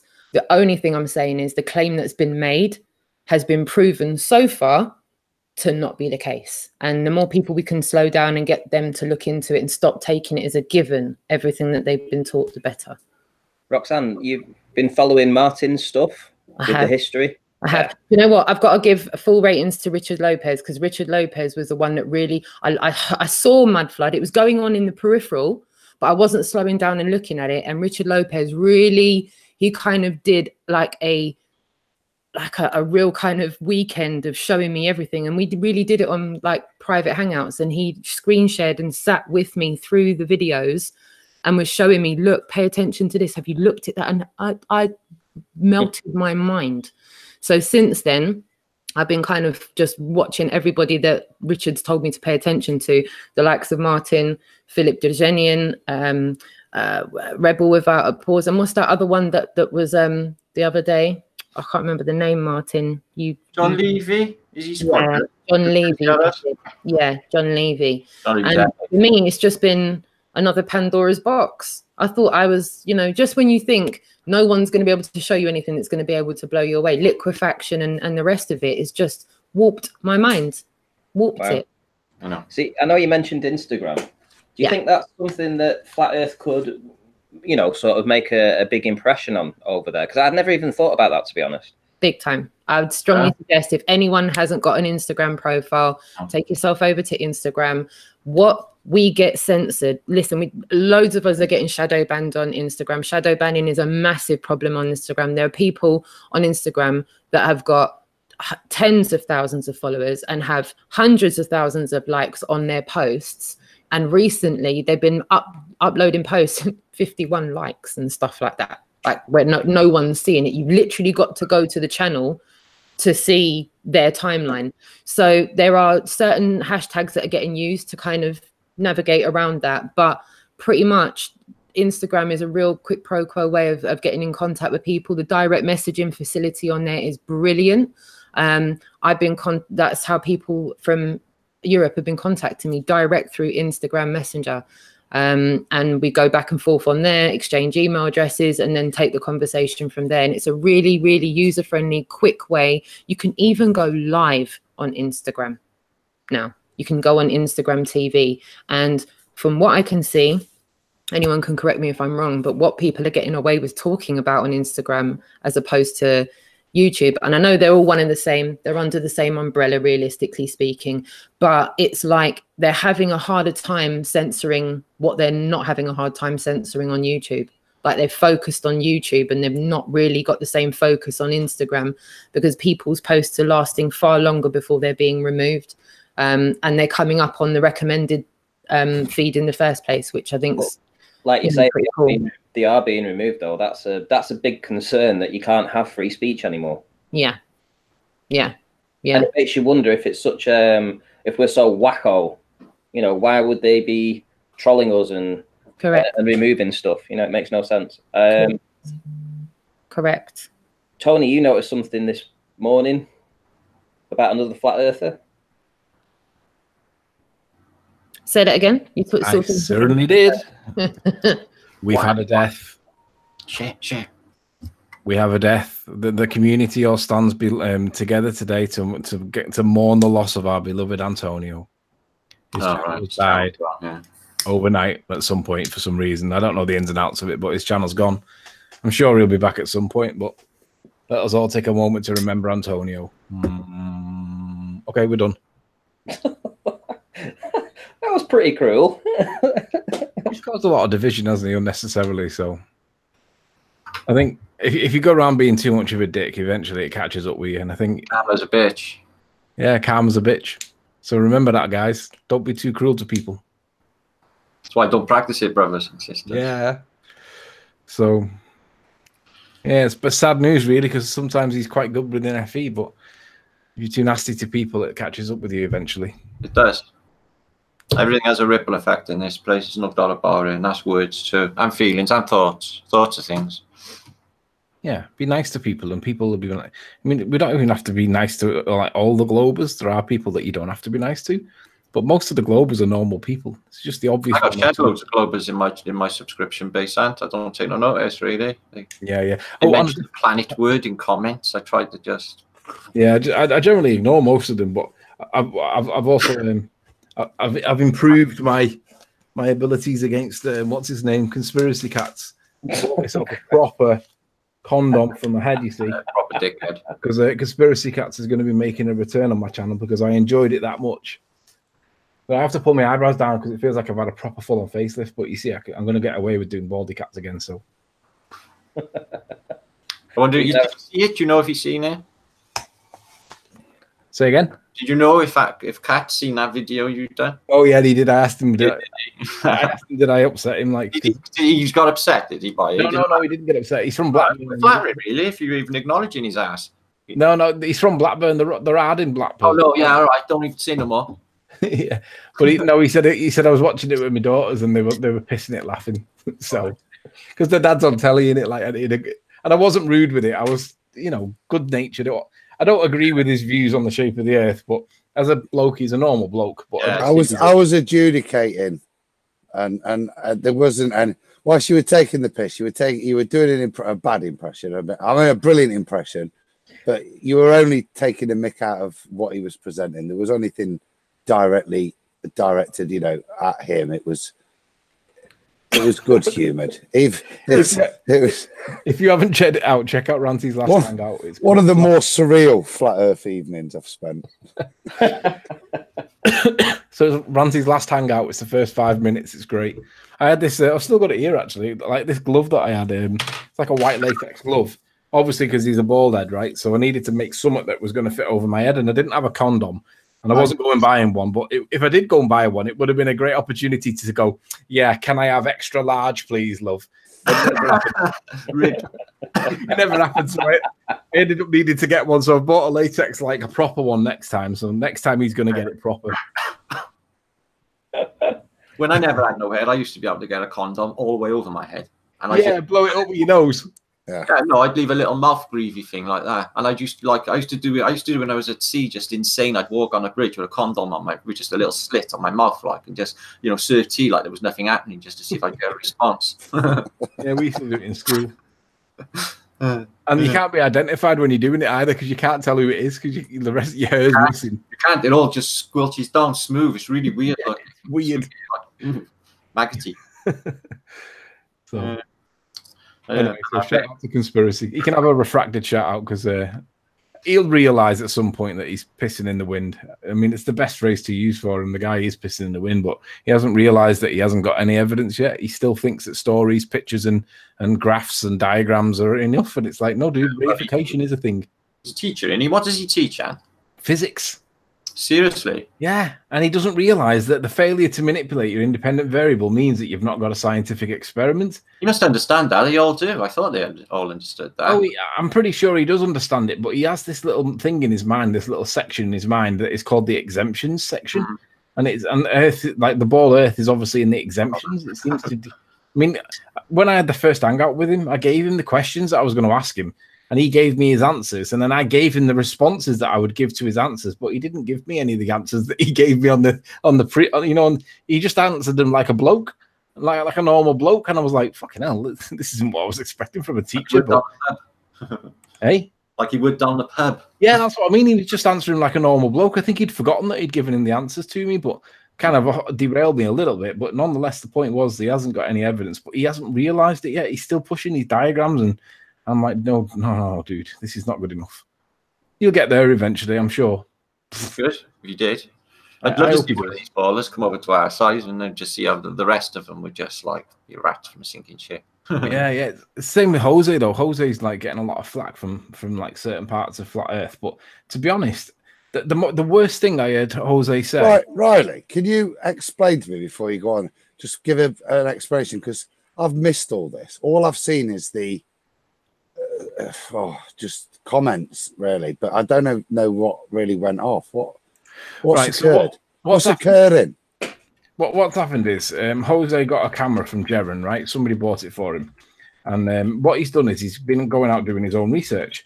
And because he's gone out and done his own research, he's got one particular video, and he's got a second one, but the one that's got the most influence on his perception is about a bridge. And the bridge that he's caught, I'll see if I can get a quick screenshot whilst I'm doing this live. So just bear with me if I'm a bit like stuttery. But he's got this one particular video that's unedited in any way, and basically it shows this particular bridge, and there's an obstruction that seems to be water. Now he's interpreted the water in the obstruction of the water. He's interpreted it to be the curvature of the Earth. Now he said he gets it regular. Now I think, to be honest, it might be something to do with where he lives in Texas, because it's still. I might be wrong, but I want to try and catch up with him and say to him, why don't you go and do it 3 times in one day? Once at dawn, once at dinner time, once at dusk, and see what happens. Because at the end of the day, if it's a curve, it'll be there all the time. All the time.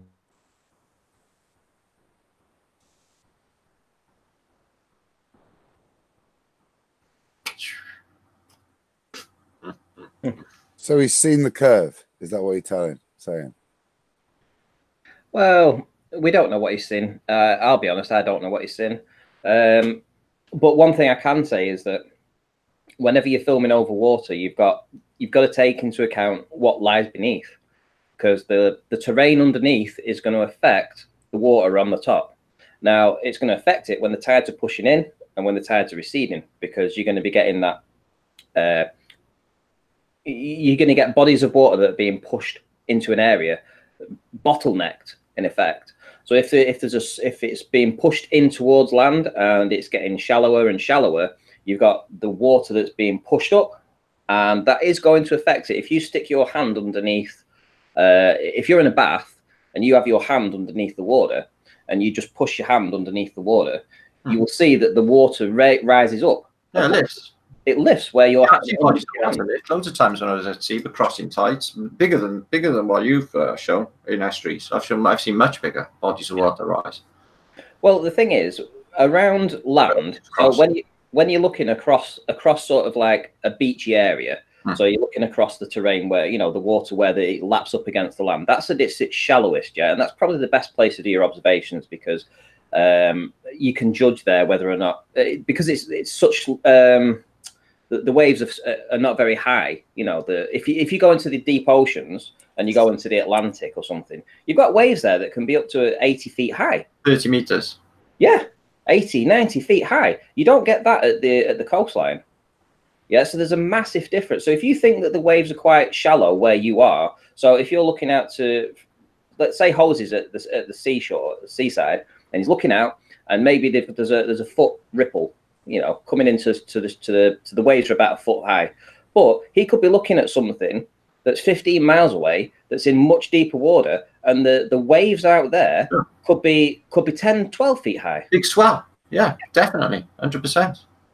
So, you know, when you're looking direct out at stuff, those kinds of observations are really tricky. If you and the lay of the land as well, Randy, causes a difference as well, because in weather we used to, you know, get into the lay of the land where it would cut the wind and cut the tide, and everything would go from, you know, raging torrent to fat can mostly, as long as you get in the lay of the land. Britain was good for it. I mean, I'll just share my screen in a minute, and I want to show you guys something. Right, so stick me on. So yeah, this is something that I have noticed on Google Earth. If I get rid of that, so it does tend to show you the terrain. Now, so when we look down here, can you see how it's like a different color, the water? Mm-hmm. And then when you go further out, it changes. It changes into a darker and darker, and around these coastal regions, you get a lighter color. And I think that's down to how deep the water is. So it depends where he's actually filming from. So if he's filming and he's looking, I'm trying to find somewhere that's going to be quite a nasty place to film. Probably here. So let's suppose you're at this island here, and almost immediately it drops off and you're in deep water here. So the waves here are going to be massive. If you tried filming from here out to say there, that's only 10 miles away, you're looking over 9 miles of deep water. Yeah. But if you change that and you look across this way, so you're looking across this direction here, you're not in the deep water and you're in the shallows here. Yeah. So you've got you can see probably much further this way. Whereas looking this way, if you're looking at a boat this way, you're going to be encountering these bigger and bigger waves. And it's just something that I have noticed. If you go to, let's go to my location, where I do the filming from, and it's a similar thing. So yeah, can you see the difference in the color of the sea? It's very light blue here, and it only changes and goes deeper blue way over here at this location. But all here, it's very light color, very light color between here. And that's obviously showing how deep the water is. North Sea, shallow sea, it's a new sea. Yeah. So when I'm filming here, I see it's flat all the time. You know, it's always flat around here. And I put that down to it being fairly, you know, not as deep, you know, as if you're filming somewhere else. So I think Jose needs to understand this, where he's actually filming from, what the topography of the land is, what's going on underneath it is, you know, I mean, it took a lot of work for me to find out. Even in this location here, there's like a bottleneck here in this, across this part here, and it's called a tidal bore. So when the water comes pushing in 2 hours before high tide, you get something called a tidal bore. Yeah, that's the 7 bore around here. It's crazy, man. They surfboard on it. Yeah. Well, this is the same thing. They've had people die in this location. Loads of people died in this location because the water rushes in that quickly, and it's being pushed in at such a speed that it's literally crawling over the stationary water. So this water that's already in here, the water's pushing in so quick, it's got nowhere to go. So it artificially raises the height of it. So it can raise it up by 2 meters. And I didn't know that this was happening in, you know, across this stretch here. So literally in this very narrow stretch from there to there, just where this bottleneck is, there's a bottleneck there, the two closest points. This is where this tidal bore and the mixing of the waters happen, and this is where you get it all dead choppy. And I only found that out because I filmed from this location and I saw blockage, and I had to go and research and find out what the hell was going on. Found out that when I realized that my camera was only 4 feet above sea level, but there was a 2 meter tidal bore happening right in front of my eyes, I realized that the water was actually higher than my camera. And it was artificially being pushed up. It was an artificial. It wasn't, you know, giving it any kind of true indication of what the, you know, what this land is. Because from this location, I see it flat all the time. But when I moved closer and looked across this part, I saw, like I say, I saw this blockage, and I had to research that and find out why, you know, what was going on. And then I found out that this is one of the few places in the world where you get these tidal bores. And if Jose isn't doing his research, you know, you can see stuff that will potentially make you think, oh, that might be curvature, but it's not. Yeah, Jose needs to do a little bit more work. If I've had it myself where there's been a couple of occasions where I've thought, ooh, that looks a little bit bendy. And I've actually stood there with my hands on my hips and thought, have I got this wrong? Well, as I've done more and more and more of it, I've realized it's the exception when it looks like a curve. It's not the rule.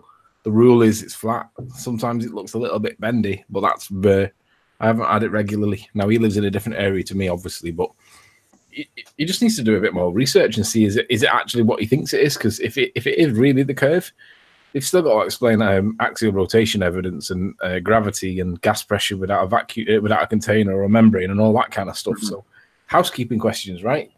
You can't just believe it's a ball because you now think that it might be. So that was probably the question then, Teddy. Is he just saying, look, here's some evidence that demonstrates curvature, or is he back on the ball? I'm not sure. I think he's leaning. I think his position is that he's leaning more towards the ball. Yeah. Cool. Whatever that actually means. I'm not sure what that means.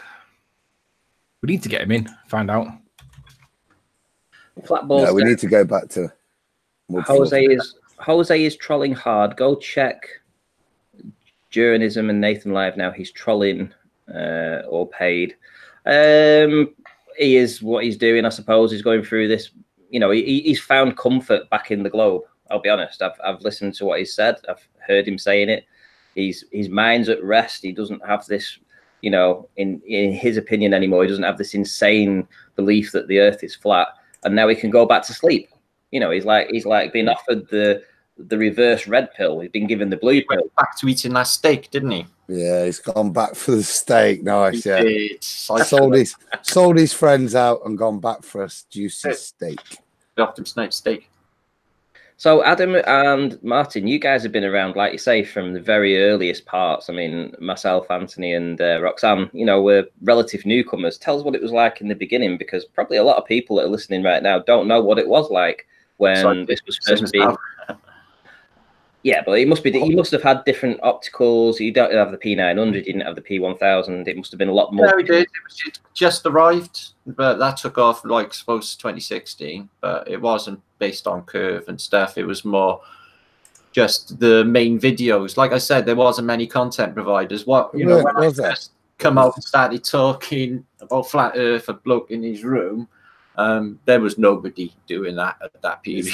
It's back full circle for you, Martin. It's back to research. Back in them days, like I say, there was very few people, and when they did pop up on YouTube, you consume them quick. But most of your learning was reading, and like I said, when people did pop up, that's when Martin popped up. I was straight, hello. do you know what I mean? And it was. Yeah, like I said, it was more actual just reading and doing the research. Now, a lot of it now, we're just given it by hard work of other people. And that's great because you progress quicker. But we were all cramming back then, like just getting the info. You're right. You know, staying awake like 28 hours a day, cramming this info. It was hardcore back then. Because can you remember the beginning, FETV? Adam? No, I'm just trying to think that. No, that's way back, 2015. I was Nathan Oakley as well. Few people were in on it, and we started the first 24-hour flat Earth television station in history. But we basically all got really knackered trying to keep it going 24 hours. Ended up having rows and packing it all in. But that grew potential. It was a good audience, everything. So this was like, you thought all of it. You know, this was right at the very beginning. I was in with like common law mates, and it was them going to me because I was a geek then in common law, and one of the guys just said, "Yeah, this will do your head in. Go and research flat Earth." So it was kind of flat Earth that got me. I met through. I was into Twitter, but I wasn't into YouTube at all. It was kind of researching for flat Earth content that got me using YouTube. Same. But again, it was a lot on Twitter back in the day as well. Like John Savage is still predominantly on there. Do you know what I mean? So it was different means. YouTube seems to think it's the be all and end all. And the one thing that's will happen is whatever platform we end up on, if they carry on like this, the movements will carry on. It's just they'll just become banal advertising for paparazzi crap. Yeah. The with Roxanne as well. I mean, we're seeing this same sort of dedication and time and effort being put in, as you guys have just spoken about right now, about this early push when you first found out about flat Earth. It's cramming 28 hours a day of working. It's the same. It does feel the same with me, and I can see that with Roxanne with her activism. Do you want to tell people a little bit more about your activism there, Roxanne? Yeah, for those that don't know, we're making content for about 8 months now. And initially I made the content to make my conversation public about it. I was kind of encouraged by other content makers to go public about it, and I did so. And very early on in making content, it was a bit of a no-brainer to me, given that I've been raised in London. I've been schooled in London. I've lived in London since I was about 4. So knowing that Speaker's Corner was on my doorstep was a kind of natural progression for where I was kind of surprised that the conversation for one wasn't there consistently in the first place, because they talk about everything there, everything, even things that don't really warrant an argument are spoken about there. So yeah, come April, May, John Smith Global, I came down to London, did a bit of activism with him and Everybody Equals Mind Controlled Squared, that's Ruben. Went to a few locations in London, also went to my 2 local high streets. This is something I would really strongly recommend anybody that wants to start the conversation in public. Before I made any content on YouTube, I'd have the conversation at my local train station, and I felt like doing it on my own doorstep was better than doing it in territory that I didn't know.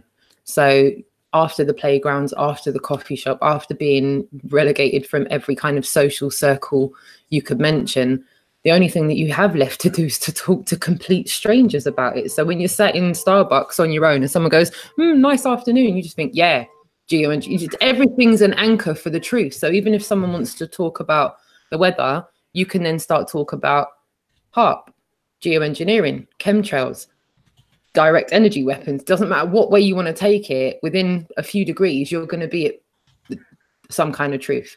So for me, doing it on my own doorstep was paramount. And where I live, I've got 2 nice kind of sized towns. I'm kind of in between. So I did that with Harry and he filmed that. And then that kind of spurred me on to go, well, maybe I could, get a few people together, go to Speaker's Corner. And then that was the 24th of June. And I think in total that day, we've never seen anything like it since. Never seen anything like it prior to that.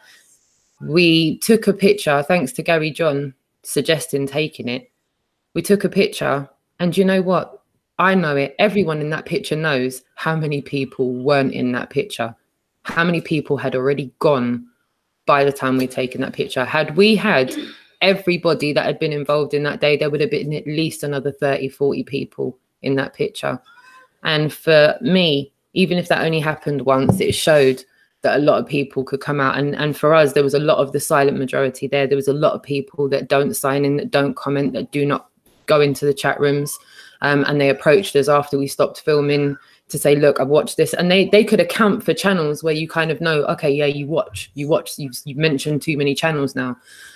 So that then spurred Ruben to say, look, I'm sure after the summer, because we were doing every week in the summer, we wanted the conversation to start and cause a big enough wave so that people knew we were coming back. So from the 24th of June to the beginning of September, we did every single week there. And after that, Ruben then said, look, let's try and go for, we've both got families, we've both got jobs, we've both got lives to live. We need to try and do something that's doable. So the last Sunday of every month kind of was born from there.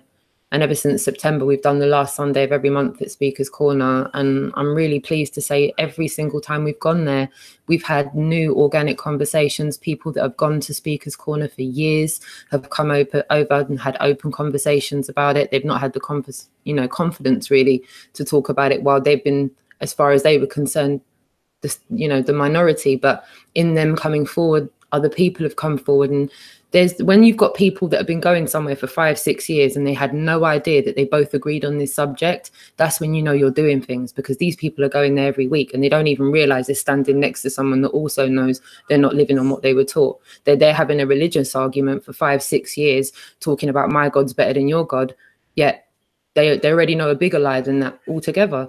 So yeah, in a nutshell, that's about where I am. There's a few other things to mention as well, which I could do. You can ask if you want. I heard you say direct energy weapon then, and I listened recently to Martin, who did a podcast perhaps two or 3 weeks ago now, specifically about that with the mud floods.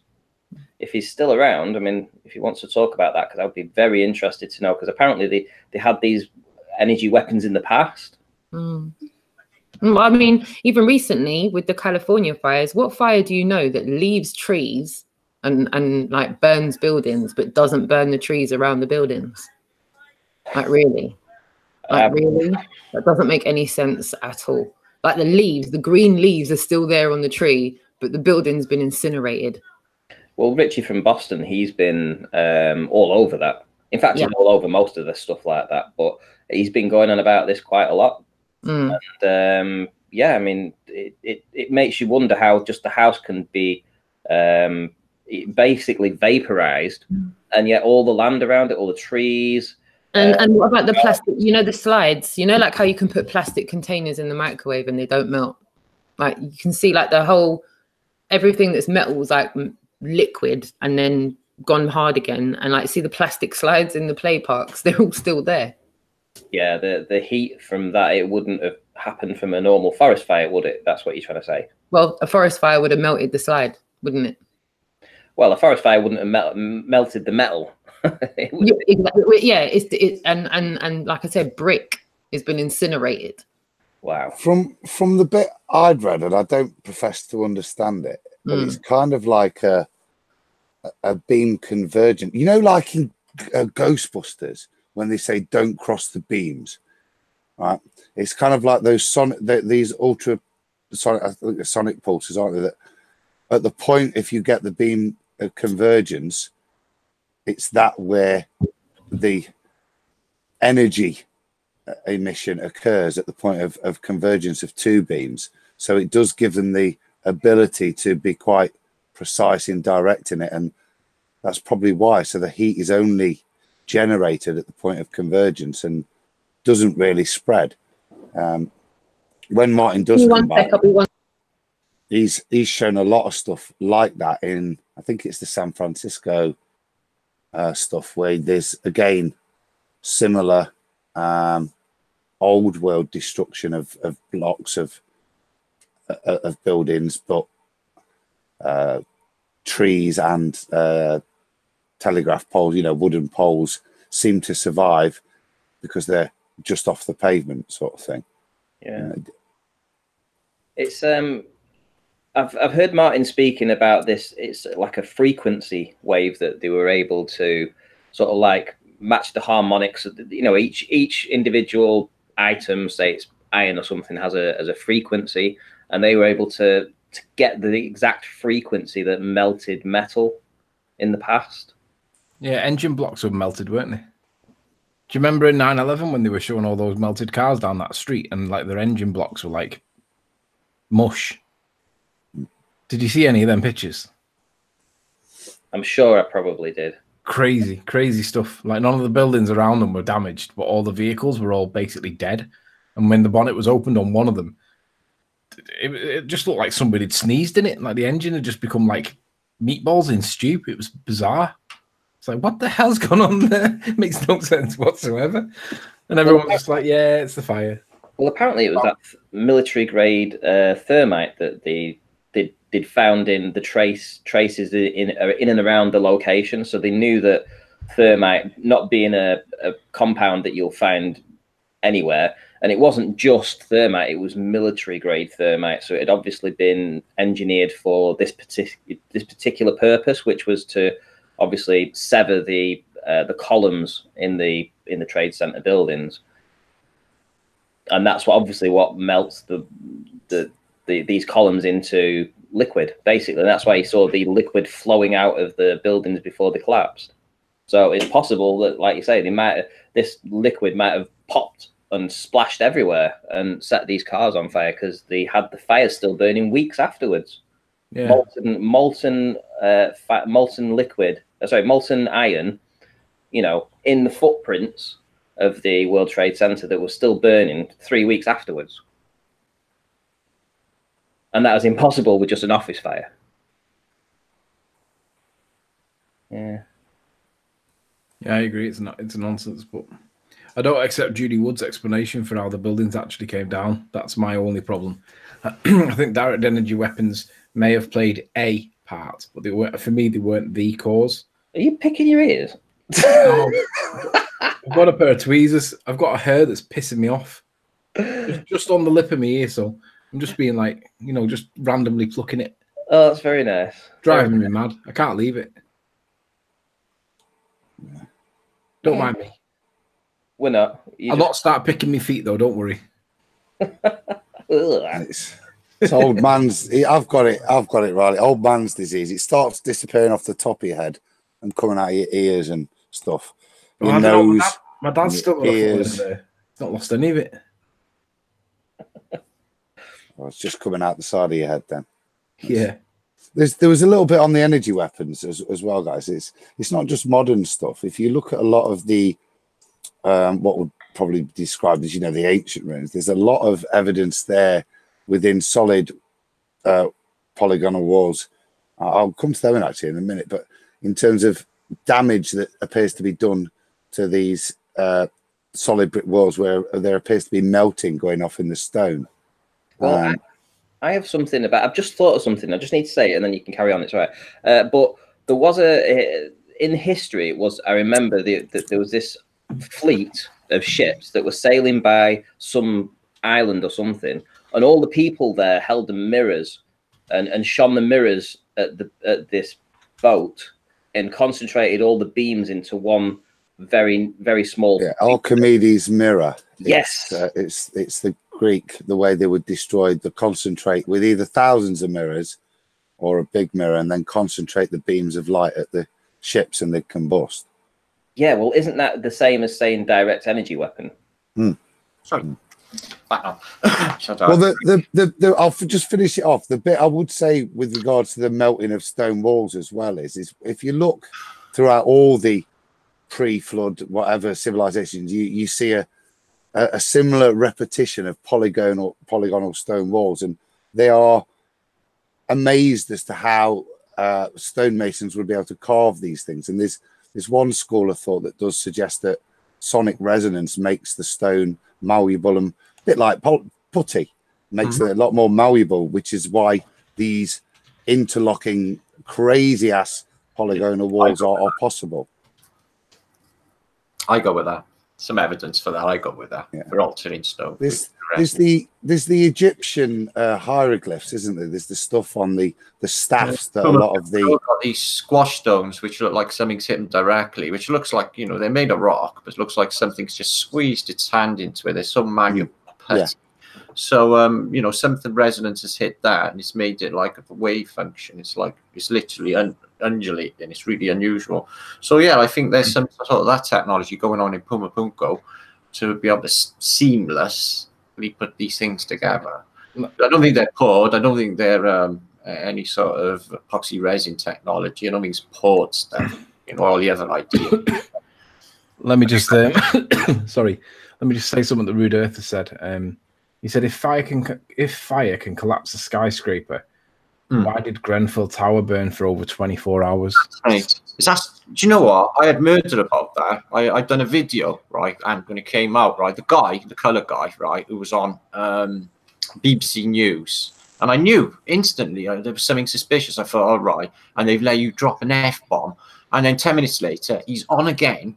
So I called him on Facebook and said, I want to have a word with you about you being on BBC television, pulling a narrative about this Grenfell fire. It's a bit heavy, don't you think? And he sent me a message saying, well, threatening message. I posted about it next day. You know, really good views at the time for me on my channel at that time. But yeah, totally weird. And then a load of his sort of buddies. This guy I looked into, he was out of, he was paid a load of money. He was educated in Chatham House for £80,000 a year, elite guy, and yet they had him on BBC News being one of the peeps, and then he's on every single news feed, you know, dishing out food to all of the people. It's just the worst of things. How that was manipulated by the media, it was just the worst of things. Yeah, I think there has been a bit of no one's mentioning it really. I was thinking about it the other day, actually, looking through my old videos. Yeah, I agree.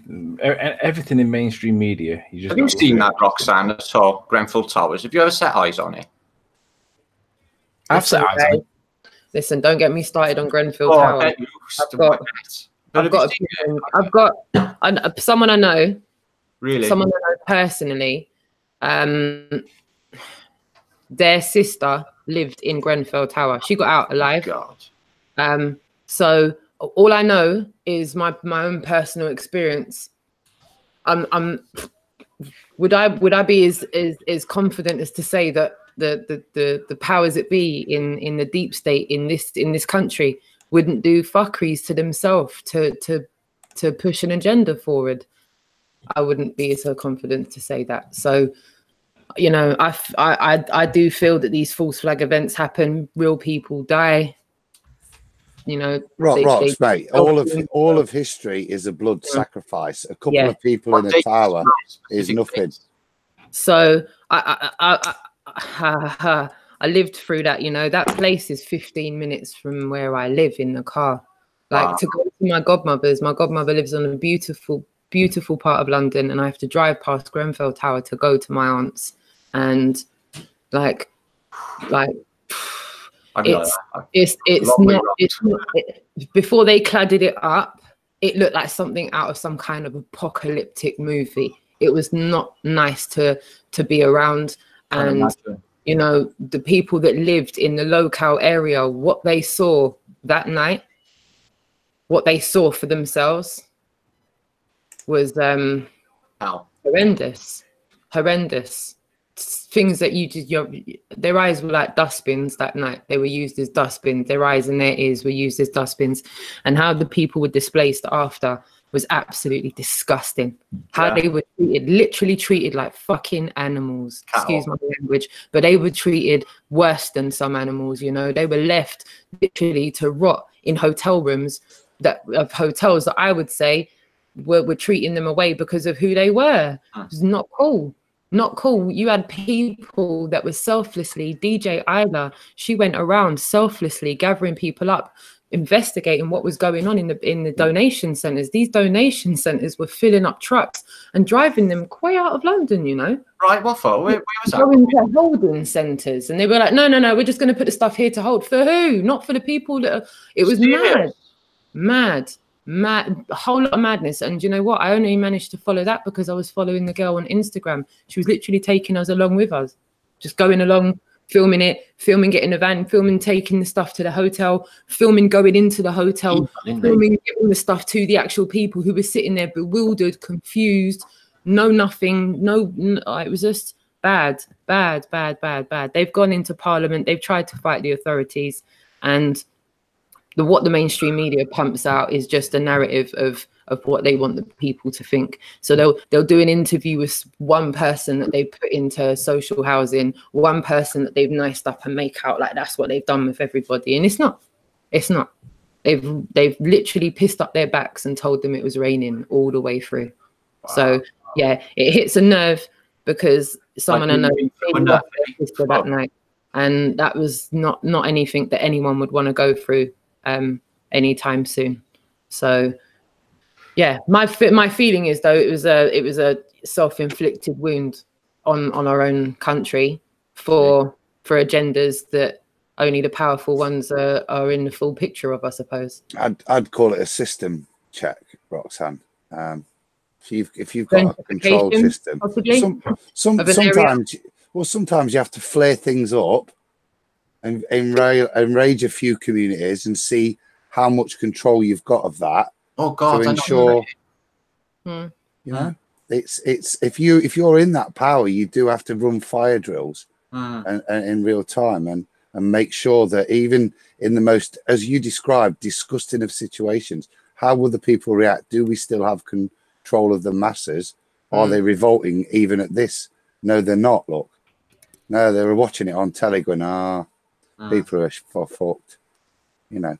And for me, that's a you search for what, you know, you look at it and you know it's a false flag, and you search for reasons as to why they would do that, and for me they're the only reasons I can think. Isn't the worst thing about false flag events is that there's always innocent collateral damage of innocent lives. It's always innocent lives that get it, innocent collateral damage that's stuck in the middle of it. People like me and you. That's the truth. Well, it's the time that the reality of, because they're very clever, the countries with power don't suffer the turmoil.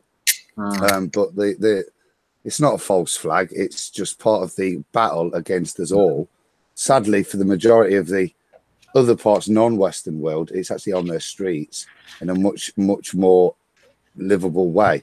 And you think? I feel terrorized by my government. I feel like they're terrorizing me. You've only got to look at the panic that's going on all across governments internationally to see that there's a little bit of squeaky bum time for the deep state at the moment. Defo. Yeah. Big time squeaky bum time for them all. You just got to look at DC and look at the major panic that's going on there right now. There's people literally throwing themselves under the bus, not even other people, avoiding what's to come. Oh, so wow. I think internationally, I think no matter what country you look at what's going on with the governments of each country, even our own, can see that Theresa's obviously been meddling with the deep state in her own little way, and she's like clinging on for dear life at the moment. Well, one thing I would say is that we're probably living in the best time right now for this disclosure to be, for people to understand that what Martin is trying to do with his hidden history is very relevant, especially with when you look back at 9/11. People that they lie, doesn't it? If they're willing to lie about our past, then people might consider they're lying about heliocentricism. Well, no, what I wanted to say was that you can, when you're setting a narrative, you need the narrative to stick, and that means that all the media and all your countries all stick to the same narrative. Now, with 9/11, it's different. That was a game changer, because probably 90% of the people in the world right now know that 9/11 did not happen the way that all the governments and all the media are saying it is the way it happened. So right in front of your face there, you are seeing history being changed right in front of your eyes. You are literally, you are all complicit with it. Everybody is, because we're all a part of it, and we're all allowing it to happen right in front of our eyes. Everybody is seeing it right now. Everybody knows it. So if they can change history, because if you look at what happened after 9/11, all the wars in the Middle East and such like, and the amount of people that have died through all that and for an agenda, and it was all based on a lie, then you can literally see how they've done it throughout in the past, because they're doing it right in front of your eyes. Everybody is aware. Everybody right now in this chat will know exactly what we're talking about with 9/11. Everybody. And if they understand that can be changed, and you can have a narrative that's lying to you, then why, when you're uncovering hidden history and hidden narratives that have been told us that aren't the truth, especially with what you're going to be releasing later tonight, do you want to tell the audience again what's happening with that? Myself? Yeah. Come on, Martin. I put a video out. I was going to put it up tonight, like for, following this event. I was going to do a live event, but I accidentally never had it set to private and went out. By the time I'd noticed, 500 people had watched it. So I thought, I have to let it fly now. It's out there, isn't it? So I made another video. I stayed up all night, pulling a catalogue from a Zurich library of 1,500 books showing voyages of Americas and the Orient, etc. And I pulled apart the Americas one, and it seems that there's a population of really freaky, not even white, more like grey, ashen grey, really pale, very large, very muscular people occupying the whole of America, all of the East Coast, Florida, the Virginia, which is all the Carolinas, far up as New York area at that time, because nothing's happened, nothing's built, they just arrived. See, this is like in the time of Christopher Columbus, there's nothing there. So the official historical narrative is they go there and he discovers a load of Indians, as in Native Americans. Yeah, so they're not there. They're not in any of the official narrative. I've got literally, I'll pass tonight 2 catalogues of most superb depicted books, maybe 100 of them, and they all got the same, and they're all from different authors and countries. So either the 2 scenarios, it's propaganda for people at home to read, thinking that they're all over there, they're really big giants, muscular, and they're eating people because they're all cannibals and live deities, etc. It's all weird.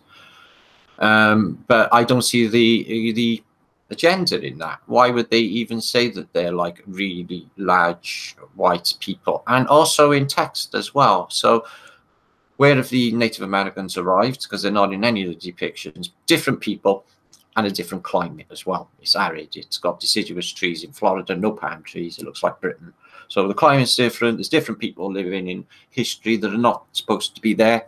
What's going on, I don't know, guys. Okay, it's just really weird, throws me. constantly. And overwhelming proof to say that it's true as well. So what do you think of that? Where the Indians come from, the Native Americans, the original occupants. This might make an understanding of why they've got no written history and they're an oral tradition, you know, guys. If they've been reset that recent and they have been arrived from somewhere, you know, who knows, maybe over, you know, brought in from northern Tunguska, you know, from the Tatarian Northern Empire across the Bering Strait into Alaska and down into America. That's feasible, guys. You know, maybe landlocked at that stage. Who even knows?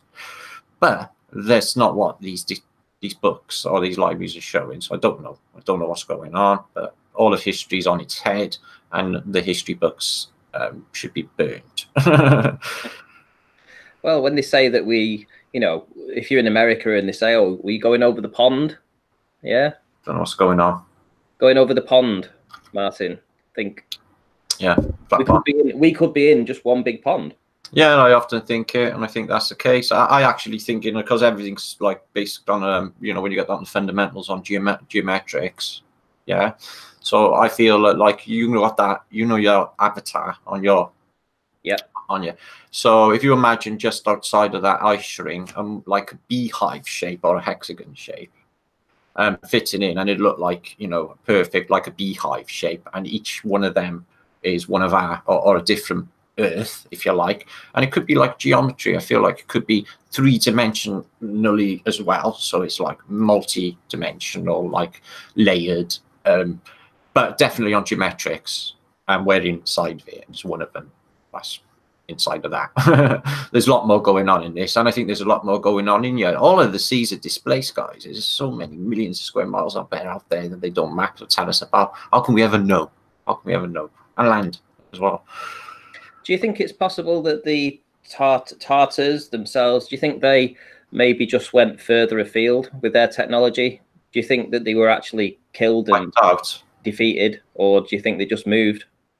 There's a load of ideas, you know, Hyperboreans go to the lands in the north, but it's like just thinking, isn't it? There's nothing like concrete that we can say that's true except for literature. But like the fact still remains that I found documents to say that, you know, Greece and Rome, they didn't take their idea, they stole their ideas from a culture in the center of Asia, Tartaria. So it was born there, this advanced architecture and these sciences and all of these stuff attributed to Rome. So Greece. So all this Greece stuff that's taught in classical Greece in universities, they're teaching Tartarian subjects. But where do they? Martin, you said there, like you mentioned something there. That's something else I ponder on, which is kind of the retreat of Tartaria, and whether it was a wiping out, whether it was a retreat into Hyperborea, or whether they've lost there, or what. It does appear to have completely disappeared, and the only kind of hope, for want of a better word, are these blank zones on our current maps. For me, whether they're areas that are remnants still lingering, a bit like Japan was in the 1800s, you know, and whether they're the remnants still, and there are still areas, or whether they do have a stronghold that they're, you know, because for whatever I don't know. I'll finish rambling there. Echelons, I feel, went off palm, but the people left behind, I think they sort of went nomadic. They could be attributed to like the Romanis, you know, the Romani gypsies. These people are Tatarians. I picked up a trail through a Norwegian sub, give me a load of info, overwhelming, of these people who they referred to as Tatars as well, were collected up and treated, you know, abominably. They were sterilized, tortured, lobotomized, the whole shmoly. They were basically genocided, and they were nomadic peoples, but they had they were harping back, you know, when you think gypsies, you know, the gypsies are actually really, like, in the Europe, they're beautiful people and really quite intelligent. They just got away from this, you get it? So they've gone nomadic, they've seen how it works. So I feel that the remnants went out there and they got mobbed at World War II. I think that it was still going on to present day. I feel that all of this is still part of it in the Iraq wars. This is why they went into Assyria, and, you know, Nineveh, and mocked up the, you know, the civilization of Mesopotamia, which gives emphasis. So it's more the reason for Vietnam as well. You know, the real reason behind that. Sure, sure. There's stuff in the Tonkin as well, and it's attributed to Stanton off as a false flag. But there's a lot of antiquity in Tonkin, very interesting place if you look into it. But yeah, you're right, bang on again. So there's nothing that we've ever been told is true. It's just finding out the real story is quite mind blowing, isn't it? It's just, you know, everything is ticked off. Even if you think about like Pearl Harbor, you know, the biggest false flag of them all, really. It's just crazy. They're all worked out months before. It's just. Get the fleet out, most important ships. Make sure you only keep the ones that are due for decommissioned in the harbour. What? We'll lose a few thousand of our own men, maybe. Oh, God. All things. All What do you think about all these big budget movies and big, well-promoted shows and movies that have happened in the past 20 years? Things like The Lord of the Rings, Game of Thrones, where they've got the ice wall and the people that live beyond it, and like Harry Potter, when it has Gryffindor, that they're supposed to be the good ones. You know what the Griffin is, don't you? With Tartar. Sure do. Yeah. So Tavistock, they're very clever. They get the cleverest of people working in there, and they work things out really, really well. And with the movies, that's the biggest of them all, I think, outside of the historical narrative and the rest. Yeah, they predictively program. But what I've noticed with all of these, you know, Tolkien, like all of these main authors have all got 3-barrel names for a start. So look into it. You think about it, you know, T.H. Lawrence, D.E. Lawrence, the one who Tolkien, the one who wrote Harry Potter, she's got a 3-barrel name. All of them got 3-barrel names. There's a connection there. So I think it's the 333. So what it is, I think, is going on with these is they're just employees. I think they're the same as like Nirvana. Getting the script, same as the Beatles, you know, we'll say you can get a Nobel, you know, an Ivor Novello Prize for music for these, but, you know, we'll just give you the lyrics. This is why there's so many videos out there. There's one I watched not long ago. The Beatles are in a studio and John Lennon's reading the words for a song. He doesn't know the song. He's reading the words. And he gets them wrong. He's like, oh, hang on, sorry. It's like, hang on, you wrote that song. You don't even know it. So they've been given to the Tavistock Institute because of the, you know, the social paradigm that they're playing. Film massive, and yeah, the ice wall. It's just even the beginning of.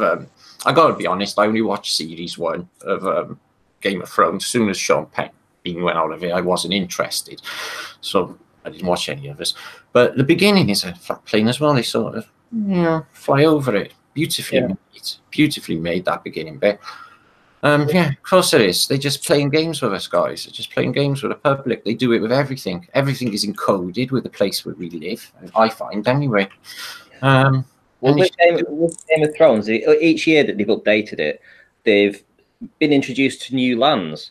So, and as they've been introduced to new lands, they've had to increase the size of the map that they originally right. It's like corrected, isn't it? When they make it, and it's like it was fuzzy towards the end. Oh, I get you. Wow. So they're actually showing lands further afield later on in the series, which I think was quite cool. But Tartarians, you know, there's an owl in that, isn't there, somewhere? Yeah, sure. What's that for? Because the reason I'm asking is that in Harry Potter, you have his pet is an owl, sure, and he's actually part of Gryffindor, which is the house that he's actually in whilst he's training to be a wizard. So essentially, he's got the owl and he's got the Gryffindor. So obviously, I'm assuming that has the owl. The owl is the flag of Tartaria, and the griffin is the royal flag, isn't it? I think. Yep. And I see them both for analogy for EM. I see the owl as a double Taurus, a double. I can show you an image now, and it'll show it and prove it. It's a 2. It's 2 Fibonacci's, his eyes, and the whole shape of his face is 2. So it's sacred geometry, so that's pretty big in itself. And the owl is also analogous for EM, and the griffin as well is like a dragon creature, and his wings are open. You never see it with his wings closed. If you did, you wouldn't recognize it. I think that's an analogy too. I think it's for tech. But I have seen depictions of griffins up alive and kicking. Okay. And gremlin type things as well in reality. Really. Right there.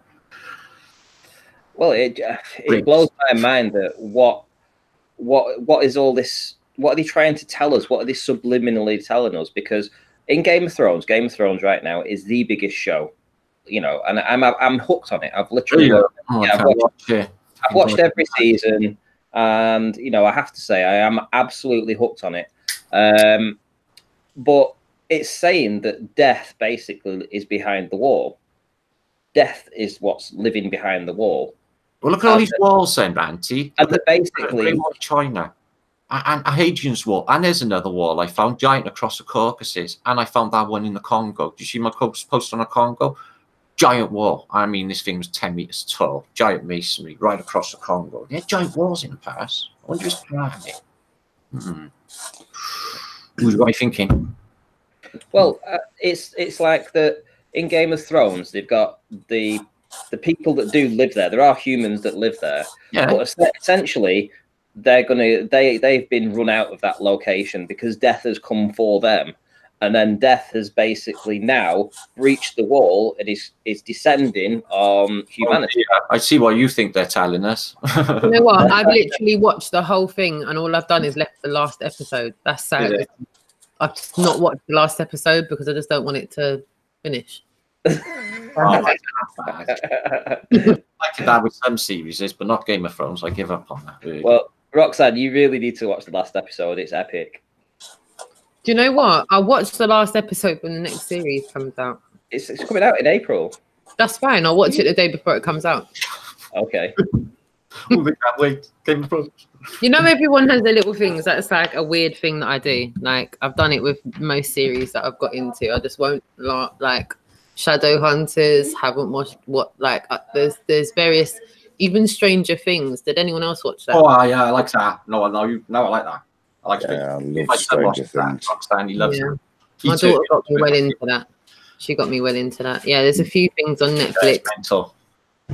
Walt was a big fan of Stranger Things. He got me into that, and yeah, he's wicked. That was. There's so many things in it that reminded me of my childhood. The bikes. There's just so much nostalgia. Yeah. It's very reminiscent to a childhood you never had. It took me back to a happier time when there was blue skies. When there was more blue skies.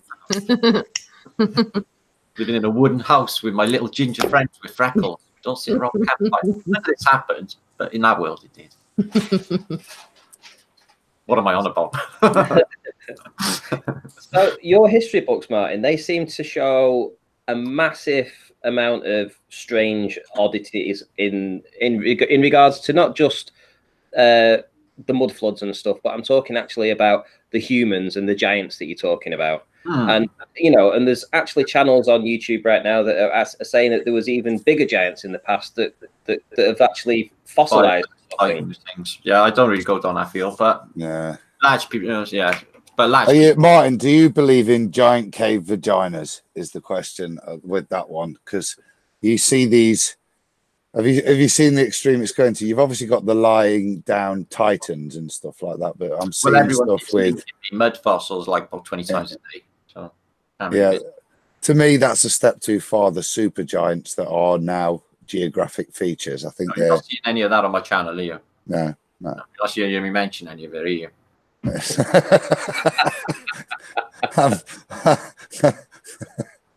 No. You like literal maps all over the plane from plasma discharge events, etc. You can find on Google Earth, and the two sort of raised spots that are synonymous with plasma discharges. But as for 100-foot high giants, my brain just doesn't go there. It's just I like the thought of there being like larger people, shorter days, and a bigger, more human population, and us being a puny example.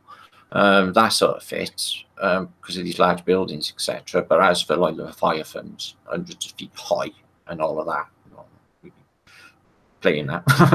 What do you think about people that are like living in Norway, and they're all the genes for them, they're always big, so like most men over there, the average height is like 6'2", 6'3" or something ridiculous. Whereas in the UK, it's probably 5'9", 5'10". Sure. There's a massive difference there. There is on the chromosomes. I looked into a bit of that. There was a town I looked into by Newcastle, and all of the town, none of them had died of the Black Death. So I looked into it, and they put it down to a chromosome 13. And then I looked into, I connected it with where I was from, and my father was from in Estonia, and it turns out none of them either died of any Black Death there. So it turns out the population in Estonia, which is like the second city, is Tartu, so it was Tartarian place anyway, they basically had chromosome 13. So when I looked into it, it makes you like immune to a whole number of illnesses, which makes a whole shitload of sense, especially with me. Like when I was in high school and they give you that daisy to have that nasty ass BCG in your arm, I didn't need it. They said, no man, you're immune to TB, run along. So I'm not immune to every fucking thing. It's just weird. You're all weird. So I was thinking it was down to the chromosome 13 and where I was from. Never know. The you know, the plagues of the Middle Ages, that to me is another question mark where I think we go across the landscape using germ warfare to reset. I showed depictions on my last video. Yeah, sure. It shows you that they're using some sort of chem fog, like miasma, they call it, evil air. People drop by the million, bronchitis, you know, airborne diseases and stuff. Yeah, I think it was still around in the 70s. You know, I constantly had a bad chest as a kid, constantly ill with bronchitis and stuff. The air was crap in the 70s. Well, I'll tell you something that I have noticed is that, because we were talking about it before about weather, is that when I was growing up, we had seasons. So we literally had a really cold winter. We had a really warm summer. Eh? September was freezing going to score, Andy, wasn't it? Icy pavements. Yeah, but what they're telling us now, oh, this is the coldest winter. This is going to be the coldest winter in recorded history. And then... And they've said this for the past 10 years, and then it's going to be the hottest summer in the past in recorded history. And I'm like, this is ridiculous. I don't remember. I remember it being much colder and much hotter when I was growing up in the you know, late 70s, early 80s. You know, I mean, it was bitter, really cold and really hot in the summertime, proper seasons. And yet we're being told that this winter, where it's just been 8 degrees and 9 degrees and 10 degrees recently, this is going to be the coldest winter in history. This one, they're saying that, are they? Yeah. Well, that's crap. The winter's nearly gone. You know, the nights are drawing out with daffodils up outside. And they're saying it's snow next week now, are they? Yeah.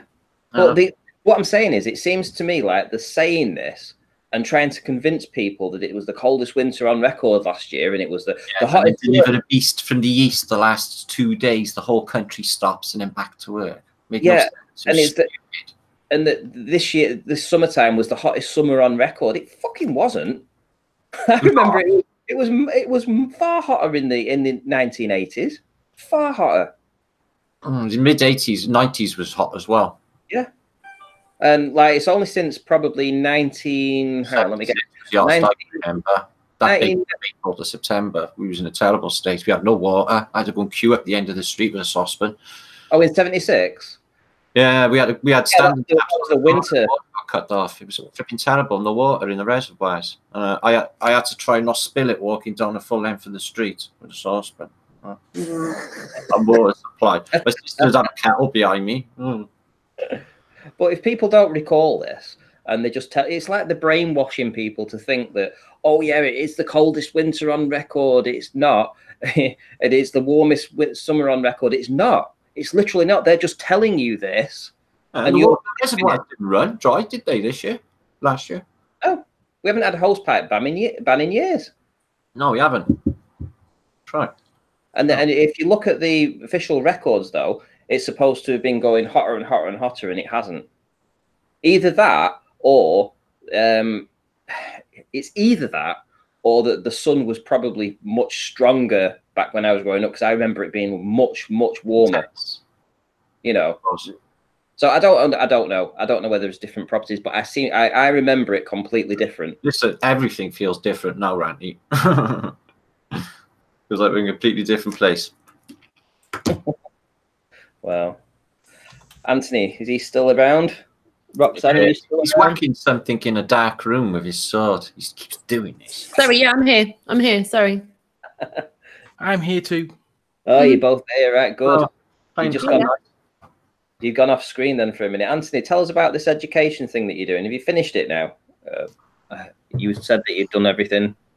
I've pretty much finished it. Yeah, there's a bit I'm gonna have to redo because a little bit of it's changed since, but most of it's done. I really want to kickstart because I found a barrister now that'll do what I want it to do. and I've also found a law firm that'll do it too. So I want to kickstart that, but I can't at the minute because there's like an internal political issue inside FE Core that they said that although it's like it is kind of one thing that they do want to consider, it's not their primary thing because their primary things like sciencey, experimenty, observational thingies. And they said it's not really what they want. It's not really on their hit list. They'll consider it for 6 months and see how they feel, kind of thing. But I really want it to start because I don't see how Flat Earth's going to change in the next 6 months. FE Core will have more money by then as well. Obviously, money's always a thing with a startup firm. But the point is that I've got a barrister, I've got a law firm. He's itching to get going. I'm itching to give him some money, but I can't get the money yet because FE Core are not behind it totally yet. So I've just got to wait a little bit or try and find a way to do it alternatively. But it's not going away, but I just don't want it to die because... You were supposed to be debating somebody, and they bailed on you, didn't they?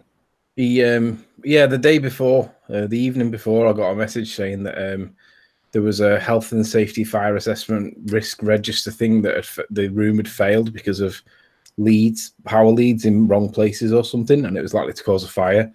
So they said that we couldn't do it the following day, which was my day, and I'd already started making my way down there. And who were you debating? Tell the audience who you were debating. Some bloke with a PhD. I don't know who it was. Probably Phil, whatever his name is. But I don't know what his name is. But point is, they bailed on me. But he was a PhD in physics, and that means he's credible enough for me to be able to travel down to London and say hello with. But it didn't happen in the end, and I was like, damn. But I just don't want this education thing to die. But I don't know how to start it properly because I really wanted it to be done through FE Core. And although they haven't said no, they have said wait 6 months and then we'll reconsider it. And I'm like, why 6 months? And it's because basically money.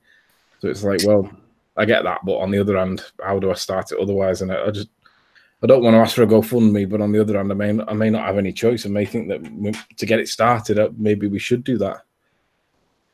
I don't know. I haven't really thought about it enough yet.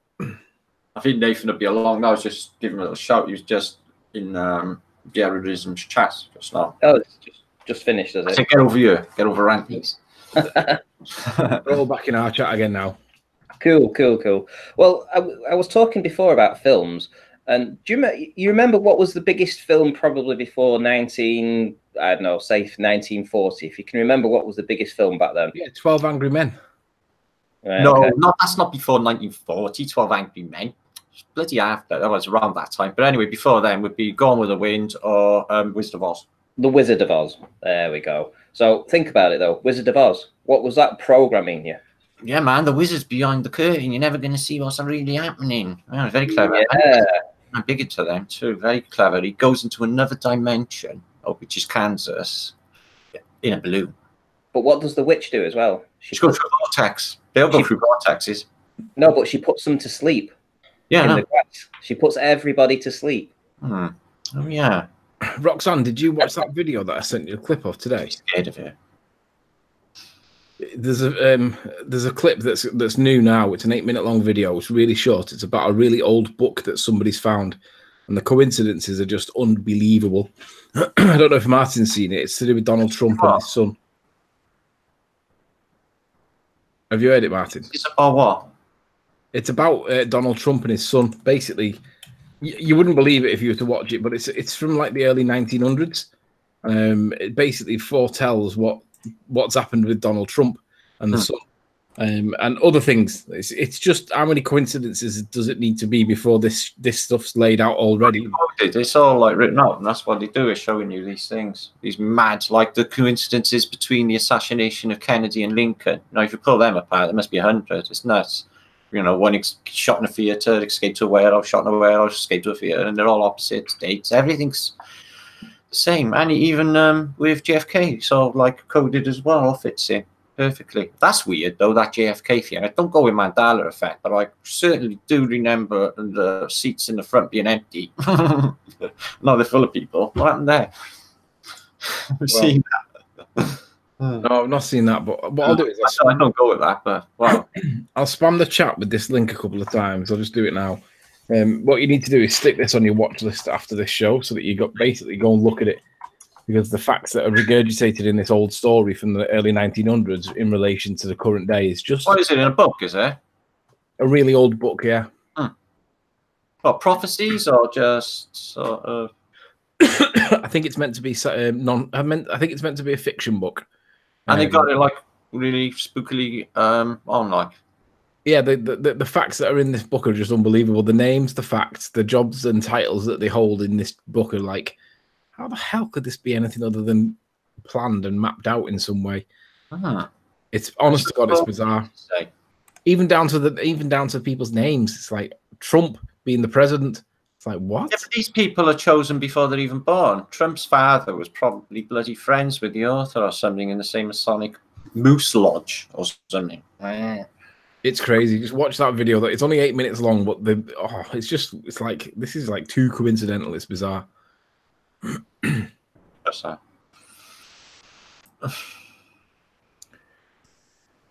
Anyway. Right, so Nathan now has the link. I've just sent it him, seeing as he was too lazy to look at it in the Skype chat. There he is. Woo! You're on silent, Nathan. Oh, I'm on mute. Hello, how you doing? Hello. Oh, that's cool. Evening, Nathan. Hi, Nathan. Hello. Who's in here? Hello, Roxanne. Who else we got? Nathan. Hello, Martin. Hello, Ranty. Yo. Was that good? Good to see you. Good to see you. Let's give everybody an update of where you're up to, because everyone's asking. Yeah. Where I'm up to? What do you mean? I've just Channel-wise, what you just did on Jaren's show. I just did housekeeping for an hour with Jaren. I know. Great. Yeah, but I was interested. I was watching your chat. An hour of housekeeping. Fantastic. Awesome, Dawson needs doing. What about the debate show? Is it coming back? Yeah, it'll slowly come back. So I explained this on Jaren's. Over the course of, I don't know, a month, I had 19 copyright strikes. Well, YouTube legally have to let a certain amount of time elapse between the appeal of those strikes and them actually coming off. Well, they're slowly starting to come off. Well, I'll slowly regain control of my channels as that happens. But for the time being, you know, some of them have lapsed, some of them haven't. Bollocks. Still, our website's pretty cool. I'll get there. Don't worry. You will. Just a matter of time. I've said it before. It's just par for the course. These things. Back 3 steps and you go forward 10. Unless you're Antonio, in which case you kind of go back 10 steps and go forward. Then you hear that, Nathan? I saw his channels were shut down. Somebody sent me a screen cap. Not that I was looking it up. Yeah. Because he's so popular, you know. Was that tongue in cheek there? So Nathan, what happened Wednesday? Wednesday. What happened on? I don't know. Remind me. Patricia? Oh yeah. Oh right. Oh bollocks! I forgot to mention Uncurved on Jaren's show. Oh, she's gonna kill me. What? She's gonna kill you. Oh, I'm sorry, Patricia. Damn. So yeah, Uncurved. So I've got a new show with Patricia, or Patricia's got a new show with me, I should say, on Wednesday. So Uncurved. You had an excellent opportunity then to drop it in. Say again, Ranty. I said you had an excellent opportunity to drop it in then as well. I did, and she even said just before I went live with him, make sure you mention it. I went, oh yeah, I'll mention it, don't you worry. And then I didn't. Write things down, Nathan. Have a pad with you and a pen. I did. I had full notes on what I was going to talk about. I just didn't get through the full list. It's always the way. You run out of time. I know. So I had intended to go through also a bit more about science, a bit more about logical fallacies, and obviously mention the fact that I got to show Patricia, and those 3 things didn't get done. But we just ran out of time. It's always the way. Well, Bob's just said that he'll mention it on Globusters tomorrow, so you might be laughing. Yeah, thank you very much. And if you're watching now, make sure you tune into Patricia Steer's show on a Wednesday, 11 p.m. UK time, Uncurved with Nathan Oakley and Patricia Steer. Or as she would say, Patricia Steer and Nathan Oakley. But we all know the real order. Just get that in, Nathan. In your will. Yeah. Well, we've had Red Pill on. Red Pill's on. He's been showing his work off. I gave him big props. He did like an angle of attack demonstration on his video about National Geographic. Did you see that? I did. Very cool. He credited me and then he did a miles better job. It's like you're crediting me like I've done this, and you've clearly, you know, obviously the principle's the same, but he's just done a miles better job of actually illustrating it. Yeah, I think he has a better program than me. I've only got Paint. It doesn't really cut it when you're looking against something like Photoshop. Whatever he's done, the principle's the same, you know, and he credited the debate and me specifically by name, which I was delighted with, obviously. You know, it's gave me about 100 subscribers, so I was over the moon with that, really pleased. If you've subscribed to me off the back of Red Pill, thank you very much. Same goes for Jaren. If you subscribed off the back of Jaren, thank you very much. But, you know, it's great news. That's what you want to do, isn't it? You want to build your channel. He was saying that you grew by about 300 or 400 subscribers. Is that right, Ranty? Yeah, I'm at 2,100 subs now. And when I first, well, before I actually went on to Jaren's, what was that, 3 or 4 days ago, I was at 1,777. So, yeah, that's 330 or so. That's pretty good. Wicked. How many did you have watching? Oh, I think we got up to around about 850, 900. More than me then. Oh, far more than you. Oh, well done. Well, no, to be honest, I said this on the show as well. That presentation you did, and Anthony and I discussed it as well, and he'll definitely back me up here, unless he's a complete sod, and then he won't. But that was the best presentation you've ever done. Yeah, I agree. It was almost like it had been rehearsed in some way, but he claims it wasn't, but I'm not having that. No, straight off. I think it's all the practice I've had showing all this kind of stuff off on the debates. And basically, I just put some things in a folder and we just talked about it. And I think that it was kind of weird, actually, because just before we started, Jaren said, "Oh, are you going to show all your best stuff off?" And that's like, "What do you mean?" He says, "Oh, all your really cool observations." And I'm like, no, not really.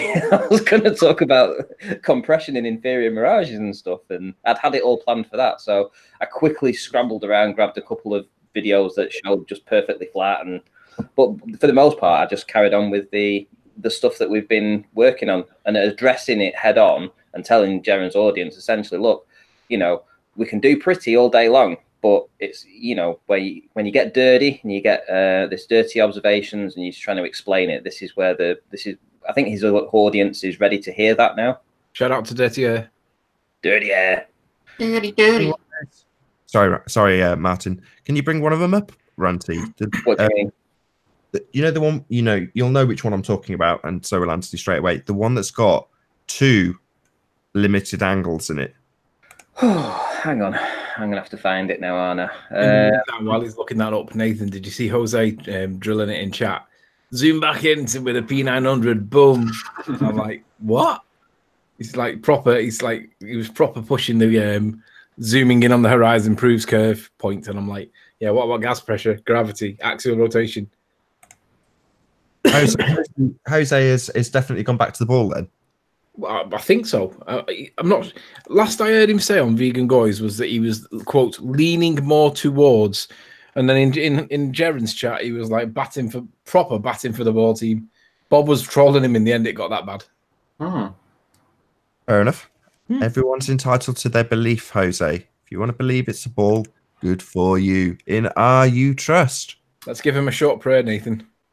Radius Dominus, Gravitas Spiritus Sanctus. Go in peace, Jose. In R you trust. Arwin. Yeah, you missed Arwin off it. Arwin. Is he there? There we go. I've got it up, Nath. Oh, well done. There you go. Yeah. Is it like shared for the audience? It is. It is. Yeah, it's a pretty one, that, Ranty. Let me just give a refracted shout out to Ace McLeod. Yeah. Nathan, you love this image, don't you? Well, you can't have 2 earth curves, right? Yep. You can't have 2 earth curves. That's very true, Nathan. And here, we definitely don't have 2 earth curves because there shouldn't even be, from my observational height, there shouldn't be any curve anyway between me and this first boat. It's just not there. You know, I wasn't, you know, the boat wasn't that far enough away and I was already at 12 feet above sea level. So should have just been looking straight at that boat. And no, we see an inferior mirage and then we see another inferior mirage behind. And none of them, you know, there should be no hidden on these. But look. No hidden. You get 2 earth curves, according to what globe heads. Any obstruction's curvature, right? All right. Well, how do you explain this then? 2 balls. These are actually 2 boats. This is a massive boat behind, and it's only 8.5 miles away, this boat, but it's a massive boat. It's about 80 foot tall, and this is a small pleasure boat, like a speedy boat. It's a cargo boat, isn't it, with all containers on it? Yeah, the one in the background is. But it's hidden. All of it's invisible. You can't see it apart from the very tippy tops. And before, they used to say, yeah, it was hidden behind Earth curve. Well, we have a boat in the foreground that has another inferior mirage, and it's much lower down. I'd like Jose to tell us what's going on here, if this is the curve of the Earth. I mean, he must have seen these like 100 times. It's like, just zoom in on the horizon and it all comes back, really. No, sorry, zoom in on the horizon and there it is, curve, boom. Come on, Jose. Yeah, it's a pretty image, that, Nathan. I tell you what, Nathan, I think what's going on, I think that because your show's not been on and he's not had his daily heroin dose, you know, because we're all missing the heroin fix. Because he's not had that interaction and he's been going into Gem Panda's Discord server instead, he's been getting his fix from there. But because he's been infiltrated by dickheads, and that's the only way to describe it, because that's the only thing that makes sense. But what he did say, Nathan, there's a little bit of constructive criticism. He said he held back on one particular observation because he didn't want to present it in your show, because basically he didn't want you to turn on him. He didn't quite say it that way, but that's what he was getting at. And I was like, that's not good that Jose thinks that. So consider yourself told, Nathan. You're a bit too harsh. What? Turn on him for what? They were his words. He didn't. He held back on showing it because he didn't want to become the target of like vitriol or abuse or what. I can't remember exactly the word he used, but he was aiming it at you, really. And I was like, really? How is that possible, though? All Jose does is present observations. So I can't really argue with what he's got caught in a lens, right? Well, that was what he said. I'll see if I can get the link. I'll see if I can get what he actually said. Okay. So it means that he presumably realizes that, you know, if he's being fallacious or coming out with nonsense and just so stories or using R to claim that he's got Earth curve, which ultimately speaking he must do, then yeah, he's going to get an earful, right? Yeah, of course. But I think it was just the way that he was worried about it. I'll get the words. Bear with me while I find it. It's not finished scripting it.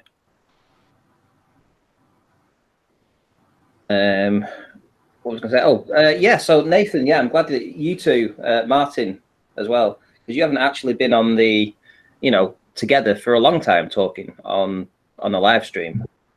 Absolutely, I haven't. No. Well, relatively recently, I think. I'm not sure. You've known each other for years. Yeah. Since get-go. That's all right. Good friends still stay good friends, even if you're not necessarily doing live hangouts with them. I see him all day, all the time. Like, he's there, isn't he? Part of my life. He's there. He's Nathan Ugly. So yeah, I suppose it's a weird thing for us to discuss, say, Martin, because we're still it is, mate. Doing the live shows. People assume that we've drifted apart. That said, we did talk about you the other day because we were. I'm sure I can't remember whose show I was on because it definitely weren't mine. But we were talking about how you, the superstar that you are, and we were trying to entice you down the underground at Manchester, and you're like, no, I can't go. I got my son having blood tests and all that. I don't want to explain my stuff on there and all that, Nathan, but I got stuff out. Surname well and all that. It's down to your superstardom that you were blaming. I seem to remember. I will go under a street or something, but I'd have to be in the spring. It'd have to be when things calm down here because everything's up in the air. But I definitely want to do things, Nathan. I got like my equipment and stuff, and I want to do wicked vlogs. So yeah, I definitely want to do something like that. And it was very impressive. Why did you look at your genitals when you said you got equipment? No, my phone, my camera and my tripods on the floor. I got my foot on. Oh, I see. Well, the audience didn't know that. They just saw you looking at your genitals. I got to prove it. There you are, camera. I'll take a photograph. What do you call these people? Just for future. You're killing it at the moment, Martin. You've outgrown all of us. I know, it's gone ridiculous, mate. I can't keep up. It's just I need a secretary. I got like it's really handy. I got people like to help me out, Matt, and you know, with the incoming traffic, but it is gone to like a ridiculous level. Like I can't cook really. I do what I can. Step on night. I am addicted to making content. I gotta be honest. I got like so much to bring out, and I'm just like, which next? And it's very exciting, and I am driven, so it's not like a great hardship for myself. I'm a workaholic anyway. I want you to punt them over my way, because a lot of the audience being driven your way aren't necessarily flat earthers. They're like, no, they're not. A lot of them are not. But you know, they talk about planets and stuff in my comments and all of that. But they're really nice people. Yeah. Come from Max and that.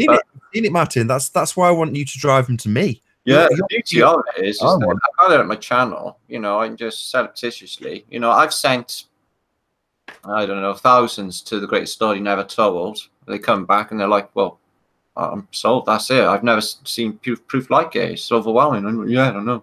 So I've like through that approach, I've managed to wake up far more people to flat Earth than I ever would have just grinding out my showing books in my living room videos. No, I don't dispute it. But like I say, but based on your comments alone, there's plenty of people that they're not on topic for you to argue with them, but you can definitely send them my way. Yeah, no, I do. I have done as well. I have done. I have people who want to debate. So well, I'm not really debating. That's nothing to do with the video, but I know a person who definitely can, and send them your way. But anyone who comes to yours is going to have to be equipped, aren't they? And a lot of these people are, quite new to these subjects. They have to be quite on the ball to have a talk with you, Nathan, because obviously fresh meat drying them. So send you fresh meat our way. I'll feed them to Anthony. There's nowhere in between to break them in slowly, like, safe middle ground. Heads off. Send them to the Flat Earth debate. We'll rip their heads off. Yeah. Basically. They're lovely people. They're halfway there. But halfway you've got to be, can't buy half the story. History's a lie, and science and everything else is just bang on, obviously. Obviously not. In my mind. All a flipping lie. It's easy to see from my mind for all of us, really, isn't it? It's crazy. Well, there's obviously quite a lot of predictive programming, and I know just as I joined the show, you were discussing myself and Dirth were sharing from Flat Earth Brothers, and obviously some of this information has been staggered in its release, so you're getting hold of it now, and you've got to kind of question how much of it is predictive programming, just on a delayed release. Oh yeah, I do. I'll take a photograph you all. Well, yeah, I mean, if you see how you two diversified, I mean, Nathan's taken on the debates, you've taken on the history, and I think you're both killing it. You're both leading the way in your own little niche. Oh, we've tried all sorts in the past. You don't know the story. We had FETV, and then we had like what about our 24-hour sun tracking? That was quite an epic event. The whole thing for us was 2 days awake, mind you, and like a big effort for all involved. But it was a beautiful thing. We managed to kill the globe maybe 8 times in my mind. It was like, this is shattering. Why isn't everybody on Earth watching this? Every time we did it. But, we had people in Mumbai, the sun's going down. We had David Weiss in Connecticut, the sun's going up. It's like, well, hang on, it's like 3,000 miles off, terminate the lines. We just killed the globe. Anyone. But, we did at that time, there wasn't the audience. Not really. It was, fledgling subject, really. It was an interesting one. Sorry? Tracking, as much as it did debunk the globe model because it didn't match up with what they predicted, i.e. where the sun was, because we were basing the sun tracking on the physicality of the sun, so it must be in a physical location based on what they say it is in their model. But the end result from a flat Earth perspective has been boiled down to one of the housekeeping questions. How far is the distance to the sun? The answer being there is no distance to the sun. That's it. We don't know what. I was about to swear then. We don't know what the hell it is. Who knows what the sun is? I like somebody said in my comments the other day, they said, what if it was like, one of those fiber optic lamps? I was like, ooh, instantly. I thought, yeah. And you know how they just all like dangle in the tips, and we're seeing the tip of a fiber optic lamp, and that's our star, and that's our star, our sun. And all of the others are further back, and they're fiber optics, and they're the stars. And the fiber optic thing turns, and it all made sense. I was like, ooh, I like that fiber optic lamp. Just as plausible as the heliocentric explanation for it, really. Obviously. Fiber optic. Crazy. No, I haven't got a clue myself. What time's your video releasing tonight, Martin? 11 o'clock. 11 o'clock. I'm going to be going shortly, having a bit of pizza or something before I start and making a cup of coffee, catch up with my kid, say hi, and then it's only an hour anyway. Like I said, I made a video and accidentally posted like a numpty, but I have been very tired lately. It's been all hard work. Not that I'm moaning. Flat Earth never sleeps, mate. No, I know that, mate. We've been like this for you know, like literally years, like hanging on the edge of like, this is like the razor's edge of a subject, isn't it? You know, it's just cutting edge, I mean, of subjects, all of it, you know, breaking new ground. Everything that comes out is new and has never been done before, like in reality. So that's genius, isn't it? Because that's what genius means. It means new concepts, new creativity, things that never done before. So all of it is beautiful. Everything has been thought up and done and carried out. It's just amazing. Nathan's done, all of us. Roxanne, Anthony, Adam, all of it. Amazing thing, man. Yeah, if I can't really think of that many Flat Earth content creators from America, really. I mean, obviously you've got Globebusters, Jerenism, and maybe one or two coming up. It's like people that do like the watching the demographic, like Horry and people like that. But let me think. You're having a laugh, right? No, you're having a laugh. You're having a laugh. Deep inside the rabbit hole, Patricia. Yeah, exactly. Taboo conspiracy. Just F1 Jenny. The list is endless, right? We are in the minority in Flat Earth with the red pill philosophy. Okay, I've just been red pilled. Yeah, you wrecked my head then. I thought, wow. It's probably 10 to 1, Ranty. There's probably 10 times more American Flat Earthers than British. I'm terrible with accents and stuff, so that's what I'm blaming. I thought they were all English. Fair enough. What's happened with Jake the asshole? Is he like proper off the scene now? Gone? No, he posts. He just Jake the asshole. He posts up like pretty mainstream subjects like that. Blue light went off in New York, but he gets like really killer views. But it's for the in between red pill lot that he's approaching. So he does a good job of that. Little succinct videos, a few minutes long. And you guys quite good views. What's his current position with regards to Flat Earth? Is he like denouncing it? He was hanging around with Jeff Stewart last time I seen him, just going and making stuff up, and that's it. I don't know nothing of it. He's still a flat earther, but basically, in terms of he's renounced flat earthism because of the azimuthal equidistant projection that many flat earthers hold dear to. So he basically, you know, irony of all ironies, because he fell out with me over exactly that. So my criticism of the azimuthal equidistant projection was something that I was being critical of him, and then he suddenly cottoned on to the reality that, yeah, that's just another model, right? We don't live on a model. The ice wall's a presupposition. It's just a global projection. Doesn't mean we live on that particular layout. But yeah, he basically renounced it and said, look, all flat earthers are wrong because they hold true to this azimuthal projection, which doesn't work. And you're like, well, yeah, we all knew that. Mm-hmm. We do. Think we live on a model, right? Does anybody here think we live on a model? Not a projection. This is like day one stuff for Martin and I, wasn't it, Martin? Yeah, it was. We knew that from the off, but it was just you know. Yeah, we're talking Flat Earth UK 11, 2015. Martin and I discussing the flaws with the azimuthal equidistant projection and on the New Year's Eve event. Yeah, exactly. Monday, right? Yeah, you know, because it was the Tiger Dam thing. It was a big thing. It was the biggest thing on the in our sort of circle at the time. Yeah, Tiger Dam was like he wanted to work on a map. I was talking to him about it, and it was based on an azimuth, and we were going to work it all out. And then the Tiger Dam going funny thing happened at the same time. I mean, you know, people in flat Earth history are going to know all about that. That was it. It was all about that. It was amazing time. All Tiger Dan did was build an azimuthal equidistant projection, so that he sort of anchored the idea that that was the flat Earth. In other words, he forced a reification fallacy onto flat earthers by creating the azimuthal through a series of videos. And then when he got to the problems that the azimuthal projection has, and we knew anyway, he then renounced flat Earth on that basis and started saying that train tracks proved the Earth was a sphere. And you're like, what? Train tracks are probably the best flat Earth proof there is. I thought that was the weakest of them all, whatever he did. I couldn't agree more. At the time, my channel ad was using the rail network as a flat Earth proof in terms of the way it's surveyed and laid down. And you're like, that to me is a cracking flat Earth example.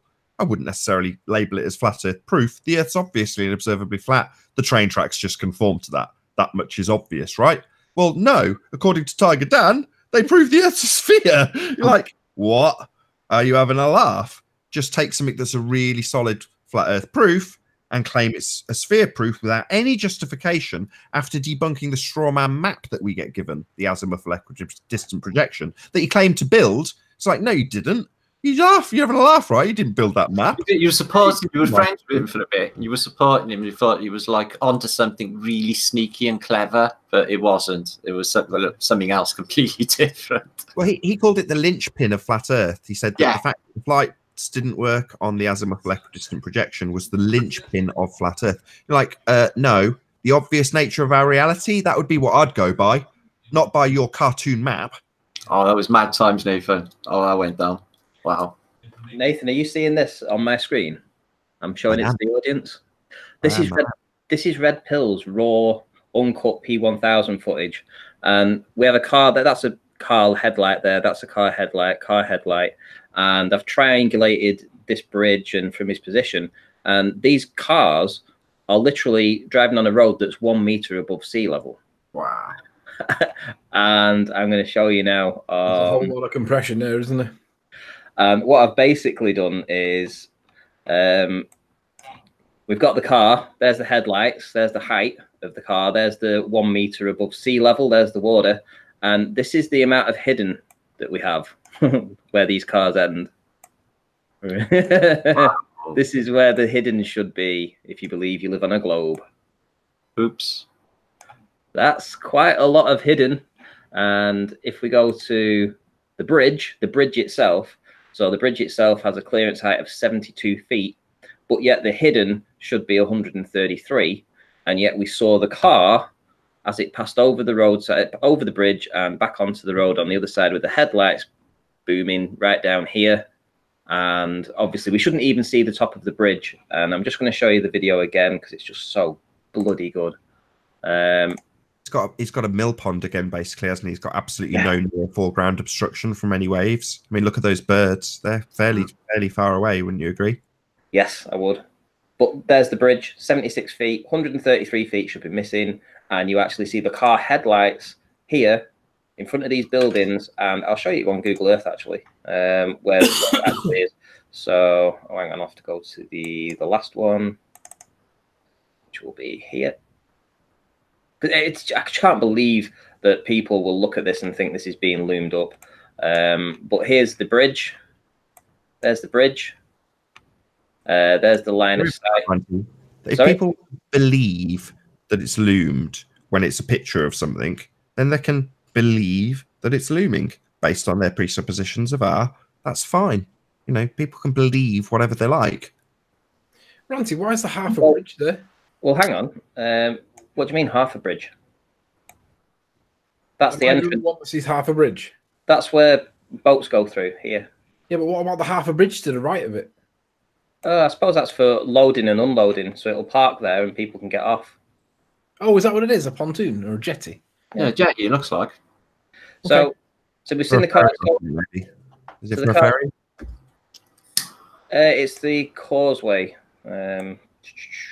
Old Rickaby Causeway, is that what it said? Rickenback's Causeway. Well, the other one says Old Rickenback's Causeway. That must be the old bridge that they now use as a... I think the word's pontoon. Might be wrong. Don't shoot me. Don't wreck my point, though. Sorry.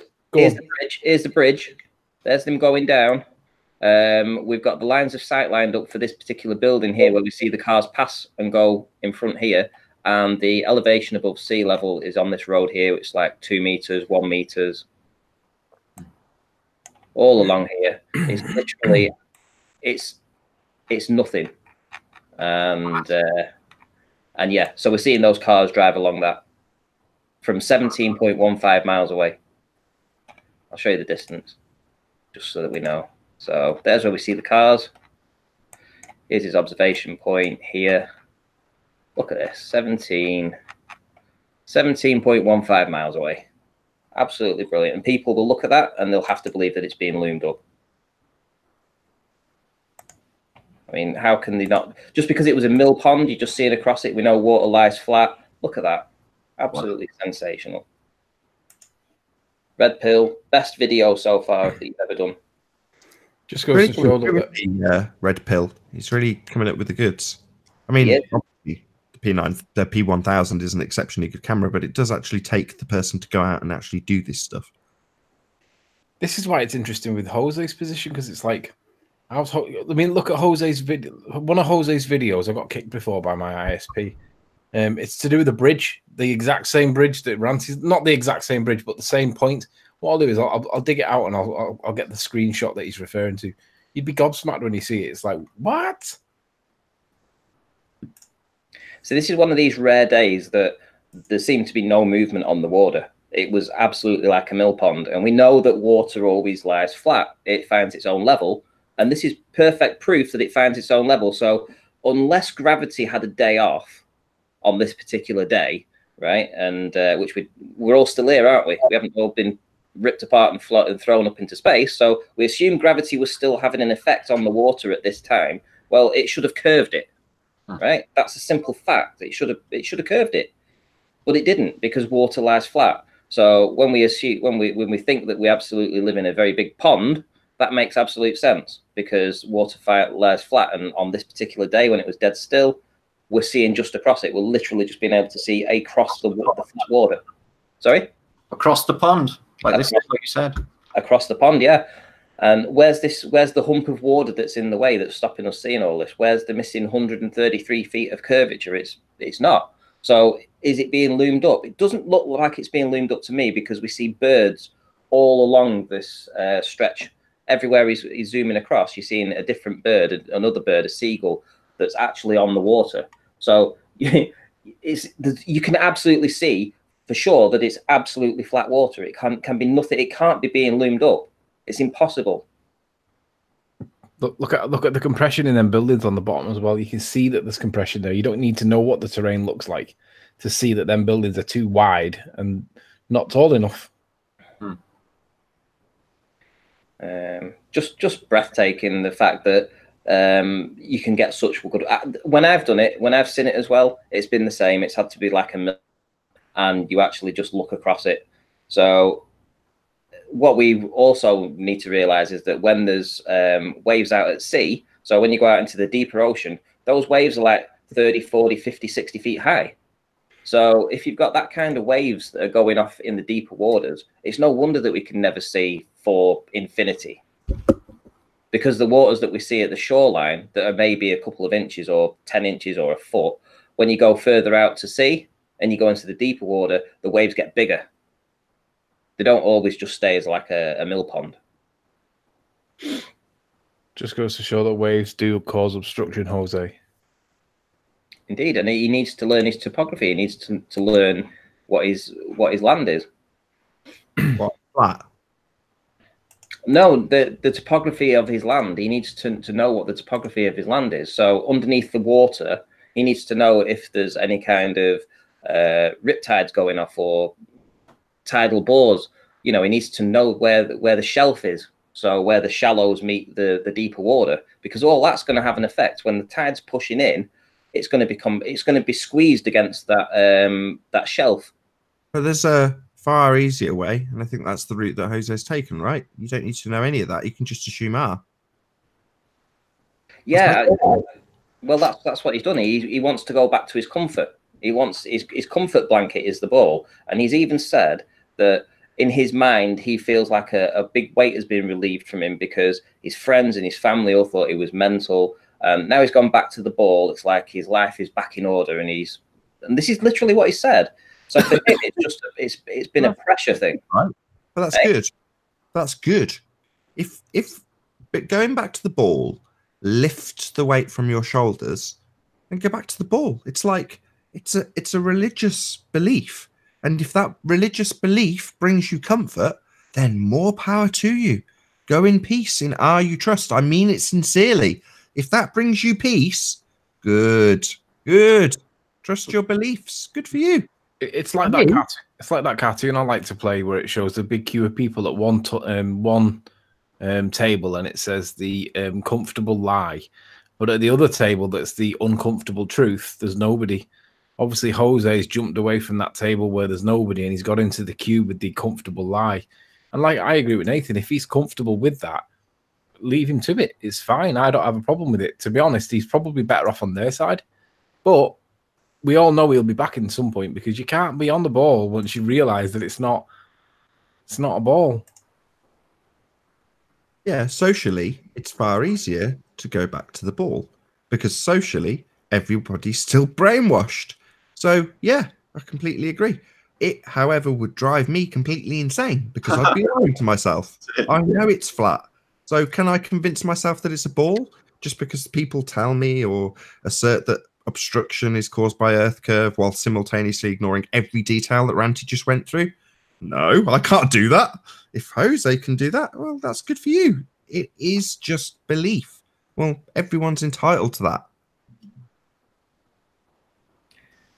Exactly. I mean, Red Pill put it perfectly when he actually did a video, and he said that somebody was selling out for views and clicks.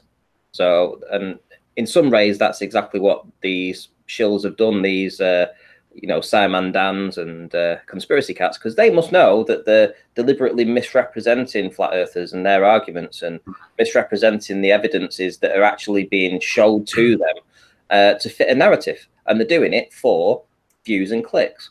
So they're doing it for the money. Yeah, I actually think that it might be a tactical move by him to get more subs so that he can be all friendly with the ballers. I'm not saying it is, but I just think it might be. I don't know. He went out of his way to say that that wasn't his purpose. I mean, I'm subscribed to Jose. I've watched his vlogs, and he referred to his bicycle as his caddy. He's saying, look, I'm not doing this for money. I'm not making any money out of it. This is just how I feel. And I've got to be honest. I was like, yeah, man, I totally relate. The amount of people that have told me about the days they've woken up and gone, am I nuts? Am I wrong about all this? And, that I can relate to. Not personally. How many times have I rang you, Nathan, and said, fucking hell, it looks a bit bendy today? Right. And I go, yeah, whatever. I've rang you at least twice and said, shit, man. No. I'm saying, yes, you do. And what I do on the other end of the phone is roll my eyes and go, yeah, he's a pervert. But listen, this is what you're actually documenting there is absolute proof of how they were able to convince the masses. Because when we look out at the horizon, oftentimes it matches up to the globe model. Because of this inferior mirage that you can't see forever, and where these angles they all meet. And there's a limited distance to how far we can actually see. So obviously, back in the day, it was so easy for them to convince them that they lived on a globe. So like you say, you can go out, you can look, you can say, oh, it looks a bit curved today. But that's wrong. You can't go out and look. What you can do is you can take a picture of something, and then you can represent the observation in side elevation and ignore perspective. So what they claim is an obstruction of Earth curve in the near foreground is simultaneously perspective exclusive. So there is no accounting for the fact that that near foreground bulge would be significantly larger to your perception or camera than the thing that you're observing and can see in the distance. Well, the way that they exclude perspective, as we all know, is they use the whole numbers for everything that they're measuring. So say the bulge is, let's use the Isle of Man, 160 foot in your near foreground between you and the observation, and the light's bending around that. And it's all nice, easy numbers when they use the 170 foot. And it's like, well, hold on a second. What's the angular size of that bulge? It would be massive, considerably larger than the thing it's obscuring. Well, no, it's not. You still see the thing it's obscuring. They just claim it's looming, right? Well, there's a whole string of beliefs wrapped around that someone like Jose, or anybody else for that matter, that's got a belief they live on a sphere, they've got to wrap their heads around all of that when they look at some of these observations that you, Red Pill, Anthony, everybody, Taboo Conspiracy, you name it. They present stuff and just say, look, I can see this. There it is. Now, ultimately, a lot of flat earthers will then go to the globe maths. It's like, why are you begging the question for them? Just show it and go, look, I can see it. Then let them come out with the nonsense about what it should or shouldn't be based on a model. Nathan, you can never go back. I don't understand it anyway. Nathan, there was a really good segment in Vegan Goys Hangout today. Somebody joined. I should know the guy's name. I've heard his voice. I just can't think what his name is. But he's quite a new guy. But he'd obviously kept in touch with Jose's journey within the flat Earth debate, and he said, Jose, he said, if you think that the Earth's spherical, what's your position with regard to the observation that you did in the supermarket where you put the light on the floor and it obscured and it literally disappeared? And he said, well, yeah, that's a very good question. He says, I don't really know. And he said, because do you not think that it might be possible that these things that you over the bridge and all that are literally being affected by a little bit of that and a little bit of waves? And he's like, yeah, but it's not enough. And he's like, right, okay, no worries. But he was grilling him on all the questions that I was going to ask. Like, well, what about gas pressure next to it? And he said, oh, yeah, I'm not having that, though. He's like, well, you need that, though. If you think that we live on a sphere, you need this. This is one of the things that you've got to believe. And he's like, yeah, he says, I'm all right with not believing all the housekeeping questions. He says, but I'm all right believing that it's a curve. And I'm like, what you on about? You can't have one of the 5 housekeeping 6 questions. You can't have one of them and then just ignore the rest. Because you only need one of them housekeeping questions to fail and the whole narrative tumbles. But for some reason... You've got to pay attention to his language. He uses the word believe repeatedly. And therefore, no beef with Jose. Good for you, man. Believe what you like. I'm wondering if he's trolling, though, because I don't think that he's really... I can't think that he's genuinely thought there's curve there, but we'll find out in time. But I'm just gobsmacked that that's his current position. Right, Ranty, I got to dive, brother. I got to go and get some food in me before I do my thing and then catch up with my kid. Guys, Okay, Martin. Cool. hang out. See you, Martin. Awesome buzz. Yeah, it's been fantastic showing us all your stuff. It's been brilliant. Thank you very much. Yeah, that's just a day. All right, thanks, brothers and sisters. I'll catch you on the scene soon anyway. I'm wrong, all right? Take it easy, Martin. I'll see you soon, pal. All right, thanks, Dad. I'll see you soon, brother. Catch up soon, guys. See you soon. Peace and love. I really want to see what videos Jose thinks of his own work that is the curve. I'm looking for the bridge one that I heard him referencing. I genuinely can't find it. But if he's in chat, I think he might be in chat. If you are Jose, let us know what the name of your video is that you're interested in, that you think's got the curve in it and the timestamp. Because I'd really want to see it. And just because if this is what convinced you that we live on a sphere, I want to see that. Yeah, I mean, like I say, I mean, the amount of times that I go out and put a video out and it, you know, the Globers jump all over it because they go, haha, proof of curve, you know, because you can't get away from the fact. No, there's only one that does that, Ranty. It's Conspiracy Cats. Well, you know, but when you actually analyze it and you go through everything, you can figure it out. Obviously, we're not going to find out every observation in the world. Every observation we're not going to have an answer for, but probably 50% or 60% of them, we've got a damn good idea what's going on. You know, there are unexplained things. You know, just as the Globers would turn around and say, what I've just shown about Red Pill's video, where we're seeing complete flat over 17.15 miles down to, well, we're still seeing the car headlights at less than 5 feet above the actual water. So come on, that's 17.15 miles. Now, in their mind, that's an anomaly. That is a massive pain in the arse for them, right? And then they've got to go back to this non-standard refraction and then whack it up to magic superlumin. Yeah, so absolute nonsense. Does it mean that it's any different to what we're going to say when we see blockage? You know, because every observation, you know, we can dissect most of it, but there are going to be some that are unexplained. And if he doesn't go back to the area and know the topography of the land, and I'll say it again, it will only take the tide being pushed in, hitting a reef in the foreground that will artificially raise up the water in that, you know, as he's looking across it. That reef that's underneath the water will cause the water to bulge ever so slightly in that location. And if he's filming across that, he's not gonna he's gonna see obstruction. I said already, Ranty, you can ignore all of that and just presuppose R. True. That's much easier. Sorry. I actually blame Nathan for not having a show because I think if that wouldn't have happened, he wouldn't be where he is. I mean, you mentioned Conspiracy Cats. Well, Conspiracy Cats, I mean, it did take, what was it, 387 times of asking the same question, but eventually, he's not even here. Where's Arwin? Arwin came through with the goods, asked the question verbatim, and got the answer. And Conspiracy Cats, to his credit, backed us entirely. Wonderful, wonderful job, Arwin. Thank you very much for repeating the question verbatim, because you got the answer. And Conspiracy Cats, devoted globehead, has backed us. that space is an impossibility because you don't have the necessary antecedent for the gas pressure. According to conspiracy cats, you need the container, just like we assert. Isn't that amazing? No wonder he didn't want to answer. I find it unusual that he answered Arwen rather than answering you. Maybe he thought Arwen was an easier target, but the reality is Arwen battered him there, and I think he pretty much knows it. Yeah, didn't matter to me where the question came from. He needed to answer it, and he did, in front of a live audience, and made it very clear. The necessary antecedent for gas pressure is something to press upon, something they don't have in the heliocentric system. They've got a vacuum, and entropy would take effect. Second law of thermodynamics, right? It would disperse instantaneously into the vacuum that we don't have. There is no vacuum of space. Outer space is fake. Thanks, conspiracy cats, by the way. Finally got you to answer. And what do you know? You back our story. You back our assertion about things. You back the flat earth. You can't have gas pressure without a container, right, conspiracy cats? Exactly as you so eloquently put. Space is fake. Maybe it's a secret. Without the balloon, there is no pressure. He doesn't. I bet he wishes he'd never have said that now.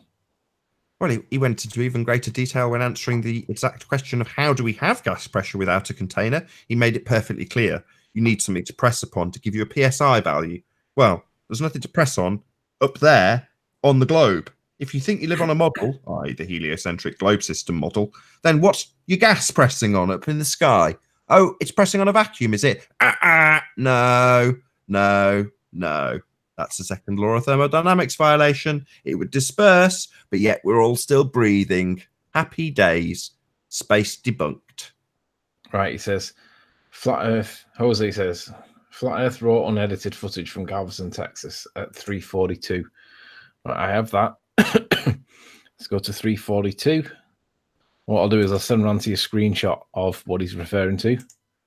I need to know the location as well, so I need to know, exactly where he was filming to. Well, let's have a look first. It's supposed to be curve, right? Let's see this curve. Okay, actually, let's have a look for where he's going. Oh, I can see what the problem is, Jose. What I think we should do here, Ranty, is just like bask in this, because this is like this is blatant. Well, for me, this is blatantly obvious. I can see what the problem is, but I'm just trying to get the best frame where it's clear, because he's got it out of. It's a bit like a Ranty horizon. It's a bit like out of focus and a bit choppy. Well, you're not sharing, you know. No. I'll tell you what I'll do. I'll share it. That's right. Let's do that. So, share application window.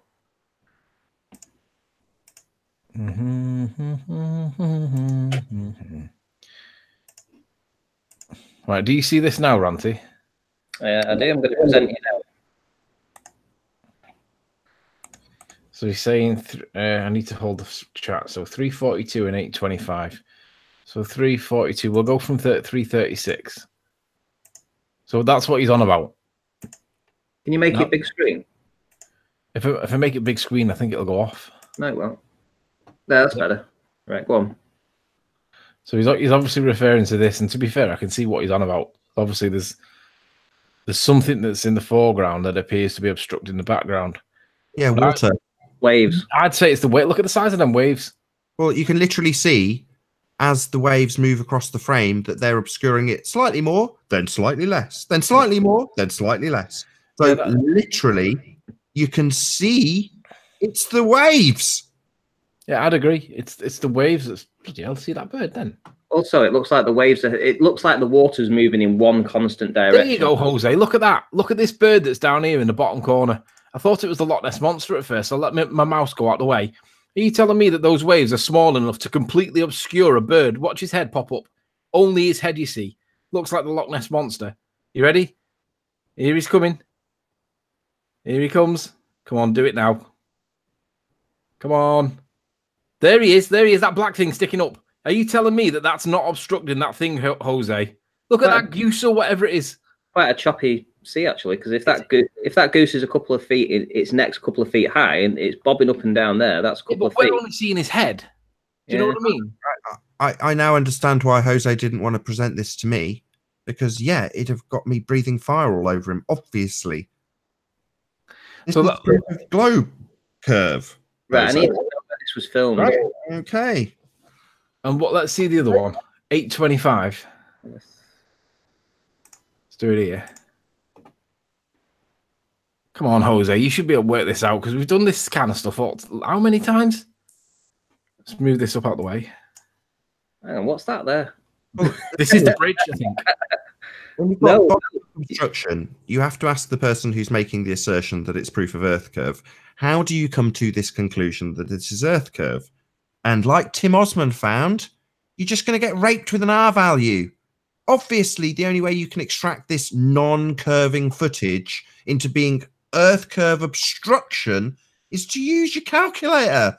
So you're telling me that you're going to go and assume R, Jose, based on an obstruction? Right, two things, Jose. Look at the way this. I'm assuming this is a field or something. I'm not sure what I'm looking at here, but see how it lips back under itself, just like Soundly stuff does. That tells you that you're seeing a mirage of some kind, right? Or the angle of attack or whatever. Who cares? But the obstruction that you're looking at, and there's a path here as well. I want you to look at. Look at that path. Are you telling me that path goes like that, Jose? Come on. What the obstruction there is the blocking that Ranty talks about, the atmospheric blocking that's caused by whatever it causes by the humidity or whatever. Limited angle. Not real. Like limited angle. Yeah, it doesn't always seem to do it though. That's the problem. No, it only doesn't do it when you've got an obstruction that covers what's being miraged down. So if this was a mill pond, you might have a considerably larger section below where the inferior mirage is, because obviously you've only got one tiny section of the closest bit to where the mirage layer is. So if you put a line through it, you're only getting, what, a couple of mils below where the mirage starts? Well, why is it only a couple of millimeters rather than the full extent of the diffraction limit in all its glory? Well, because you've got something in the near foreground. Waves, right? Well, they're going to obstruct the limited angle of the thing behind it if they're higher than the midpoint of the camera.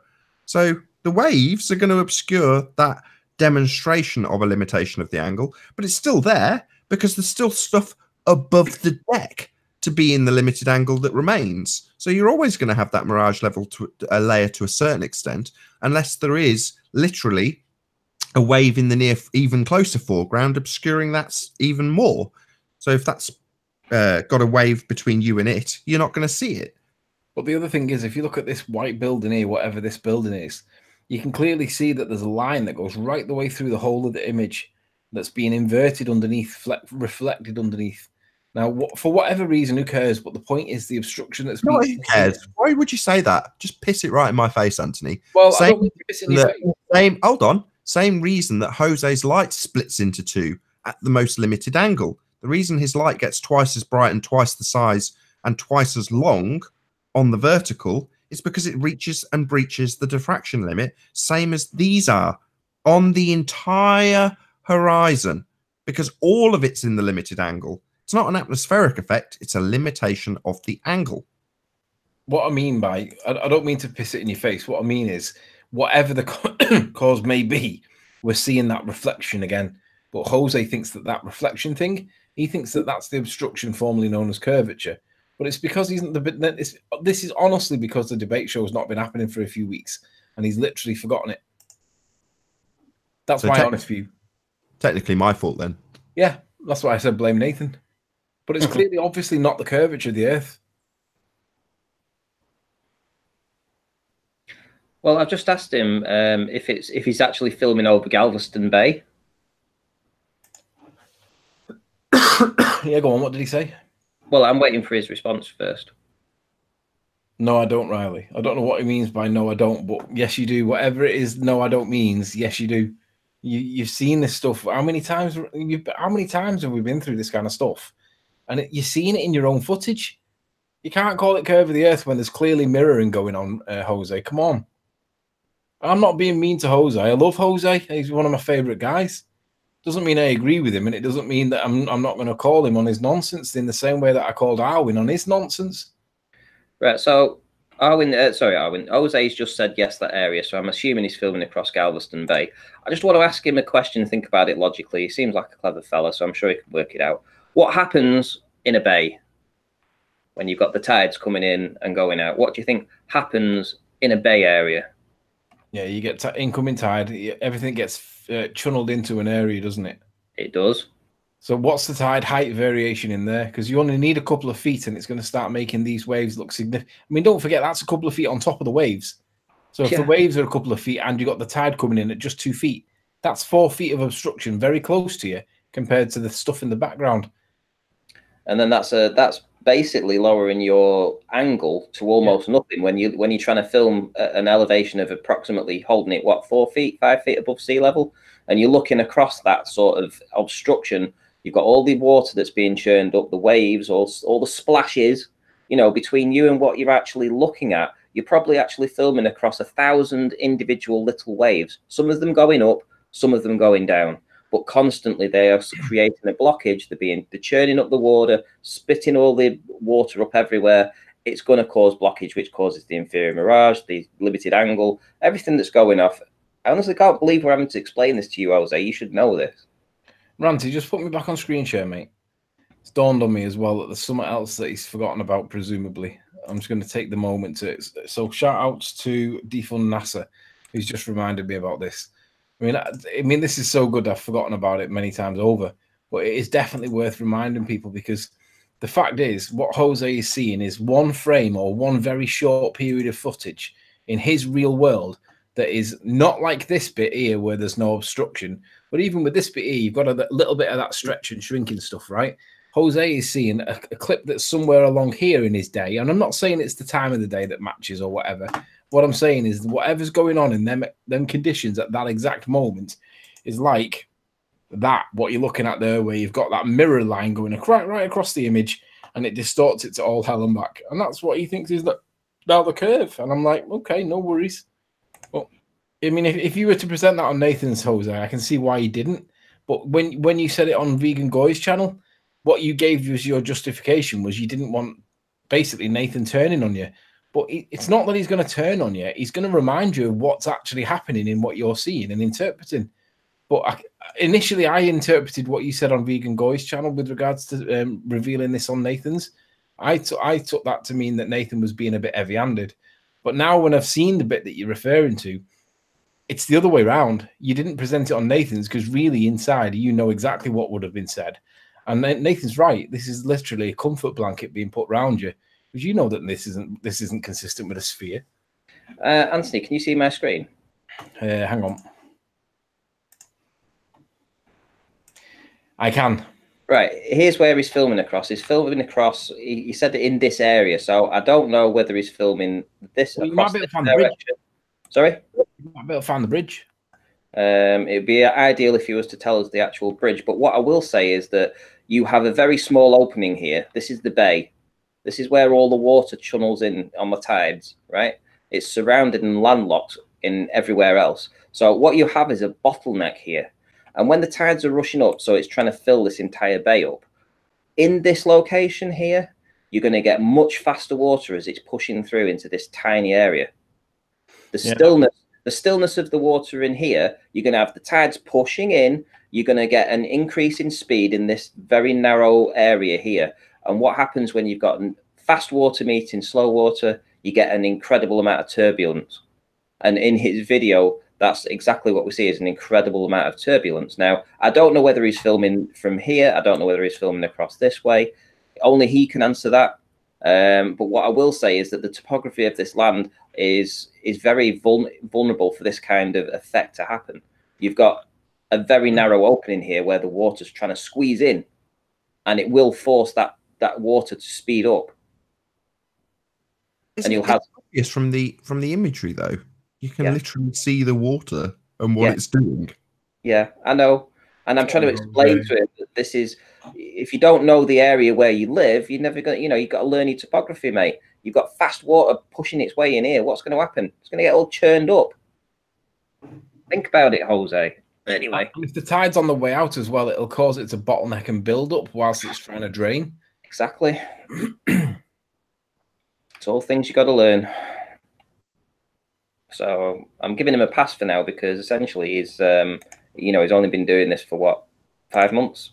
So no, I don't think I don't think he deserves a pass because the way he worded the reason why he didn't present it in Nathan's made it sound like Nathan was the ogre. But when I look at what he's referring to, I realise, yeah, I know why he didn't present it. And it's because it would have been pointed out to him that this is what you're actually seeing and why. And it would have stopped you from being, oh, here's my comfort blanket. Here's my little toy that I've had since I was 6. That's all it is. I don't mind. If you want to blame me, Jose, go ahead.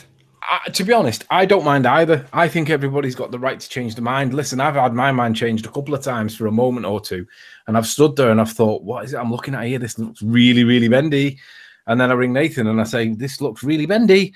And then when I go and get my zoom lens and I zoom right in on it, I realise there's that inferior mirage reflection thing. And I'm thinking, bloody hell, I can see how somebody would come here and think that was curvature. I've literally said them words to Nathan. I could see how, and then 1 or 2 days, well, maybe months later, Mazda Liar Davis went there, spotted what I'd spotted, and claimed it as curvature. But when he zooms into the horizon, you can see that obstruction at the horizon, it's not water, it's mirror. Yeah, right? I want him to say that Red Pill Philosophy's video shows looming. Yeah, bring it back up, Ranty. While he's in chat, bring it back up and ask him to explain it with the car lights. Because if it's curved, right, it's got to be curved everywhere, in all directions, evenly, roughly evenly. All right, you can have a bit of tide swell, bit of weather conditions, but here's what happens when you have flat water. And it's not the only one. It's not an exception to the rule. This happens frequently, but look how flat the water is, Jose. This is like Flat Earth 101. Did gravity have a day off on this? Because on this day, we're seeing completely flat. We're seeing birds in the water. We're seeing them all, at different positions, all the way up to the water's edge up here. So, and we're seeing down to the street lights. Well, the car lights as they drive at just a meter above actual water tide, that height. So come on, Jose, where's 133 feet of missing curvature? Because in your model, if you believe the globe, then gravity should be having an effect on this liquid, this fluid water. It should have an effect on it, and it should be pulling it into a curve around the rock that we live on. So this water should be curving. It can't fight gravity. Gravity will always win in your model. So where's the curve? Even though it's a 50 millionth. Where is the curve? It just looks to me like an incredibly still day. Totally different weather conditions to yours, where it was really choppy. Flat water, you see shore to shore over 17.15 miles. Ask yourself, how is that possible on the globe model? I like how the trolls have suddenly, as soon as Jose sort of gave any inclination that he might be considering, what's the word when you go back to a religion that you might have left? Is there a word for that? Reinstation? I don't know. Gotta be a word. Anyway, when he showed returning to the flock, Nathan's probably about returning to the flock. I like that. Here we go. As they returned to the flock, the globe trolls started to criticize us for us basically, if you want to call it that, stabbing him in the front. That is to say that you're not, if you're a mate, going to say to somebody that you like, oh, that's okay, you're all right, buddy.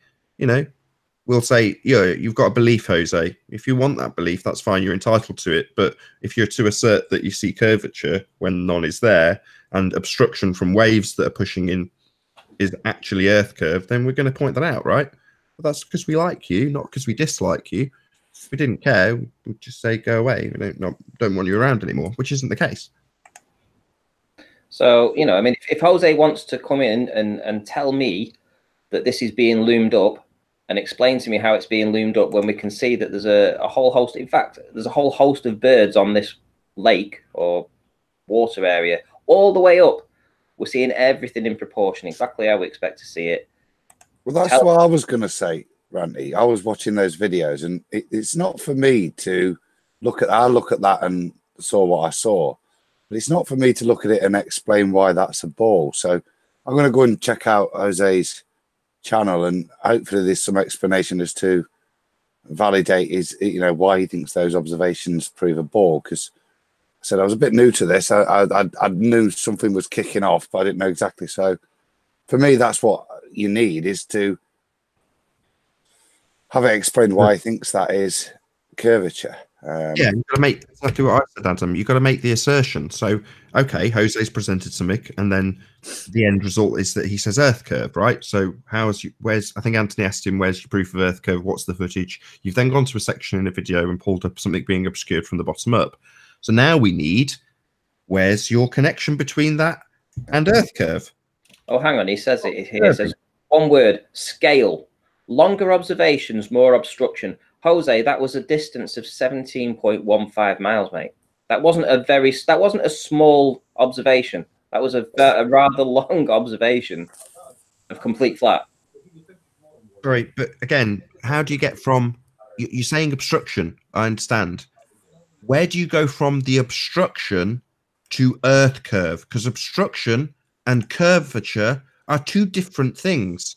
So if you're going to say that the obstruction is caused by Earth curve, how do you get from the obstruction to the Earth curve? That's the bit that Adam's trying to explain that we need, because I know that you'll need R. And when you use it, Jose, I will be the one to rape you with it. So you tell me where you get from that obstruction to your bloody Earth curve. Right, somebody's just put underwater cars. Well, no, there isn't underwater cars. This headlight on this car... That'd be cool. It would be cool. Wouldn't that be cool? Like proper Bond, you know? Is it Octopus? Yeah, Lotus, man. Look at the Lotus. That would be cool. Great shout in chat, whoever said underwater cars. I want one. We actually see all these cars that are coming down the bridge now, all these 5 cars, as he's panning to the left, you will see these headlights carry on along this horizon line here. You will see it as he pans through it. You can go and watch the video yourself, play it on slow, download it and check it frame by frame. You will see the car headlights on the horizon all the way through here. They're not underwater cars. They are just very, very low down cars, because they're only the headlights are only 5 feet above the waterline, and you can see the headlights here. Look there. Look, see. Go watch it, download it yourself. Underwater cars. Jose's just put, I choose to believe is in Earth curve easier to explain. Yeah, it's that comforting. It's the comforting lie over the uncomfortable truth, isn't it? Oh, and sorry, just one last thing, guys. You haven't seen this, have you, Nathan? That for underwater car guy that said underwater cars, right? Let me just tell you that there's the water. There's the car 1 meter above the actual water, because that's where the bridge that he's driving across ends, and the road that he's driving on now is 1 meter above the water. And this is the car headlights here. Yet in the globe model, right? In the globe model, we have to go to the top of these cars. All these cars that are stacked up on top of each other. This is where the curve should be. This is how much hidden an obstruction should be. Yeah, and I'm still going. So underwater car, man, you better think twice about what you're actually saying, because this is your model, right? In fact, on your model, we shouldn't even see the bridge, because I've stacked the cars up just like so to show you here. Yet we see the car on the road right down here. We see the car headlights here, and yet your model says that this is where the curve is. Think about it. Is that a new Honda Accord? I've no idea. Not a bad looking car, is it? No, it's all right. I think the compromise that Jose needs to be aware of and actively try to do is go and get a photograph of said bridge when it's at low tide, go and get a photograph when it's at high tide, and go and get one when it's somewhere in the middle. Like, try and get it towards the middle. What you'll find is that at low tide and at high tide, that's when you'll see the most. And when the tide's somewhere in the middle, going in or coming out, that's when you're going to get your tidal bulges, bendy water, but caused by tide, not caused by curve. So get it when it's settled at high tide or low tide, and you'd be gobsmacked at how much you don't have the same image. It's confusing. I need to just check something. Does the new Honda Accord go underwater? I don't think it does. Right. James Bond's Lotus did, so maybe technology's improved. Right. Rainy Beaver, why are you worried about a foot or two when you've got 133 feet of missing? Think about it. Yeah. Glover's still going back to, oh, you've got maybe a foot of hidden over 17 miles. Well, okay. Well, which model is more likely? The thing is, I'm totally pro-choice, and I've encouraged him and supported him when others have not. But it was on the understanding that he's basically genuinely and honestly come across what he interpreted to be curve. Well, it's clearly genuinely and honestly not curve, and that kind of changes my view a bit. I'm not going to become a hater, but I'm also not going to be polite and supportive, because I realise that this is not an honest, intellectually honest position. It's like, come on, Jose. I think I've not heard the thing, but I'm going to find that's your interpretation of the data. I want to hear his interpretation. Yeah, I'll find it. I'm still looking for it. So the minute I find it, I'll send the soundbite over to Ranty. Adam and I are obviously of like mind at the moment, because you took the words out of my mouth. So what I want, Anthony, is quite different. I want him to actually tell us how he gets from the obstruction to the Earth curve, because we all know where that's going to go, and you're declaring it in advance, right, Anthony? You know it's not Earth curve. Yeah. And you know where he's going to have to get that Earth curve from, right? Ah.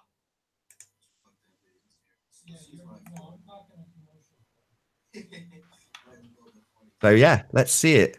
Let's see him actually verbalize it, because that'll be a trip. That'll be difficult to do. If I was Jose, I wouldn't want to do that, but I want him to actually take us through that image that we saw on screen and its connection to Earth curve. Let's see how that pans out. Roxanne, you're being very quiet. I mean, just think of the housekeeping question. Oh, housekeeping. I'm all ears. Do you know what?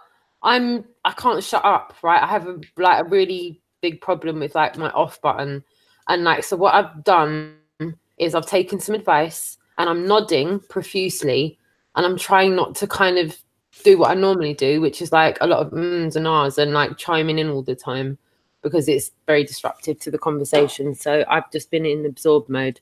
I'm fully with you guys on this one. And I really kind of admire where you guys are coming from, and I know that you get a lot of stick in the community for can I say, like, objectively going at these arguments that a lot of people are brushing under the carpet. A lot of people are making observations, like Anthony said, and claiming it to be curvature.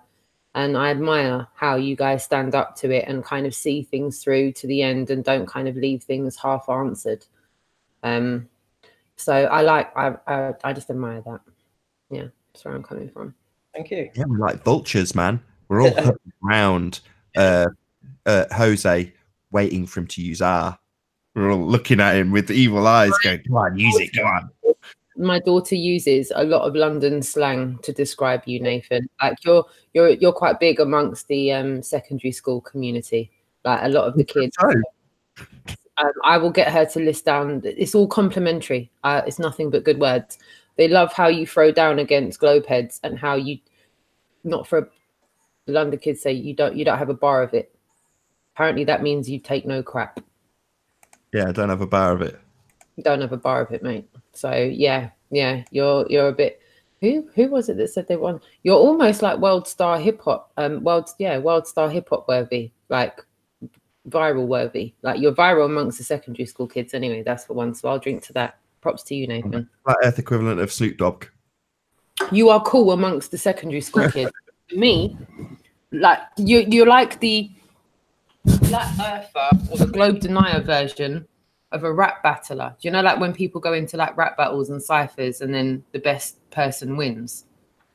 You're part of that. So yeah, the kids love you. They absolutely love you. No calling me White Rabbit. Big time. So yeah, I've just been in absorb mode. I've been using the 4:1 ratio. I've got 2 eyes, 2 ears, and 1 mouth. So I've been using the eyes and the ears this evening, and I've been in absorb mode. It's been a long show, I have to say. I expected to do 4 hours, and I'm almost there. 20 minutes to go. So if there's anything that somebody else wants to talk about, Adam, Roxanne, Anthony, anybody? I think you guys have just about covered it. We have. Yeah, it's been a good one, mate. I've enjoyed it. Timed perfectly for me to put the kids to bed. So the one thing I will say before I go is that this time next week, a week tomorrow, I'll be going to Speaker's Corner in Hyde Park, London. So if anyone's within reach, the Speaker's Corner wants to come out next Sunday. We'll be there from midday onwards. Be prepared for dumb bastards that believe in gravity but can't prove it. Especially. Yeah, and when you show them flat water, 17 miles of flat water, ask them to explain it. Yeah. Maybe can I just ask a question about Speaker's Corner? Hmm? Sorry, Ranty, I know that was your opportunity to round out, and I've just opened up a whole can of worms. Sorry. Okay, go on. Well, at Speaker's Corner, do people actually have any awareness of things like the Cavendish experiment or Einsteinian gravity? They do, to the extent they spew out the same programmed response that we all did when we were asleep. They spew out the same stuff we were all taught. They spew out the fact that it's an experiment. They spew out the fact that he was trying to prove gravity. And they spew out all of these kind of falsities that even just from the get-go in the conversation, when you're trying to reiterate to people, look, there's what's stipulated, but here's what happened in actual fact. Most people are kind of flummoxed at that alone, that they're not taught the accurate narrative. They've just taken it as a given. That's what most people are like. I was like that. I took it as a given. I'm surprised people know about it at all. I mean, I only found out about the Cavendish experiment when I first came to Flat Earth, so I had no familiarity with it whatsoever. But presumably the people who come to Speaker's Corner are a bit more educated and want the challenge. I think it's like I feel like Speaker's Corner is a little bit of the road life version of your debate show online. People come prepared to a certain extent. Does that make sense? It's like they're not there by accident. They're not just going to Marks and Spencer's to get their shepherd's pie. They've come to Speaker's Corner to have some kind of debate or argumentative conversation about something. So most of them do come prepared, but what they come with is preparation of the same indoctrination we've all had. So right. They haven't prepared. They actually come unprepared, which is what happens on your debate show most times. People think they come prepared and they don't. They come making claims and not understanding the burden of proofs on them. What they don't understand is that we're not making any claims. What we're doing is disproving the claim that's been made. And I think they need to kind of get out of the mindset of thinking that we've got something to prove. We haven't got anything to prove. The burden of proof's not on us. It's on them. They're the ones claiming. Which is why I never say it's flat, because I know I can't prove it. Then if you do that, you're now at the risk of the community throwing shots at you for denying the fact that it's flat Earth, and that's not what you're doing. Yeah, Nathan, are you listening? I'm with you on that one. I don't like saying I'm a flat earther, which is why I say I'm a globalist denier. Not only do I deny the globe, I deny everything that New World Order and One World Government stands for. So I deny the whole thing. The whole thing. The globe and everything that it stands for. Unless you can prove it's true, it's not true. Yeah. That's why I say to people at Speaker's Corner, the burden of proof's not on me. It's not my problem to prove. I can vouch for observations, multiple observations that have been repeated that disprove what we've been taught. So show me different. Right. Well, on that note, I think we'll round out. Thanks to everybody for coming. Honestly, it's been a marathon show today. Nathan, thanks very much. We competed against Jaren. We held our own. Roxanne, thanks for coming. Anthony, again. Adam, sorry. Thank you for having me. No worries. You're always welcome. Ranty, cheers for a good night, mate. I've really enjoyed it. Thank you very much for having me. Been a real pleasure. And also a shout out to Red Pill and to Martin Liedtke for also appearing. And hopefully we'll have the Flat Earth debates back soon. So I won't be having to host it myself. Yeah, watch this space. Subscribe to Nathan Oakley 1980 if you've not done so already. Just before you go, someone's just said, have you checked out Nicole Quarte's video on the education in the 1800s? Shout her out. So shout out to Nicole Quarte. Okay, cool. Shout out. A few more shout outs in chat, anybody? Difundas, Jose Ruderther, and Ryan Vincent. I'd also like to shout out my second channel, Nathan Oakley. Shout out retracted. Selfless self-promote. It's been a great one. Thank you very much. Okay, right. Thanks very much, guys. Cool. Bye. Adios.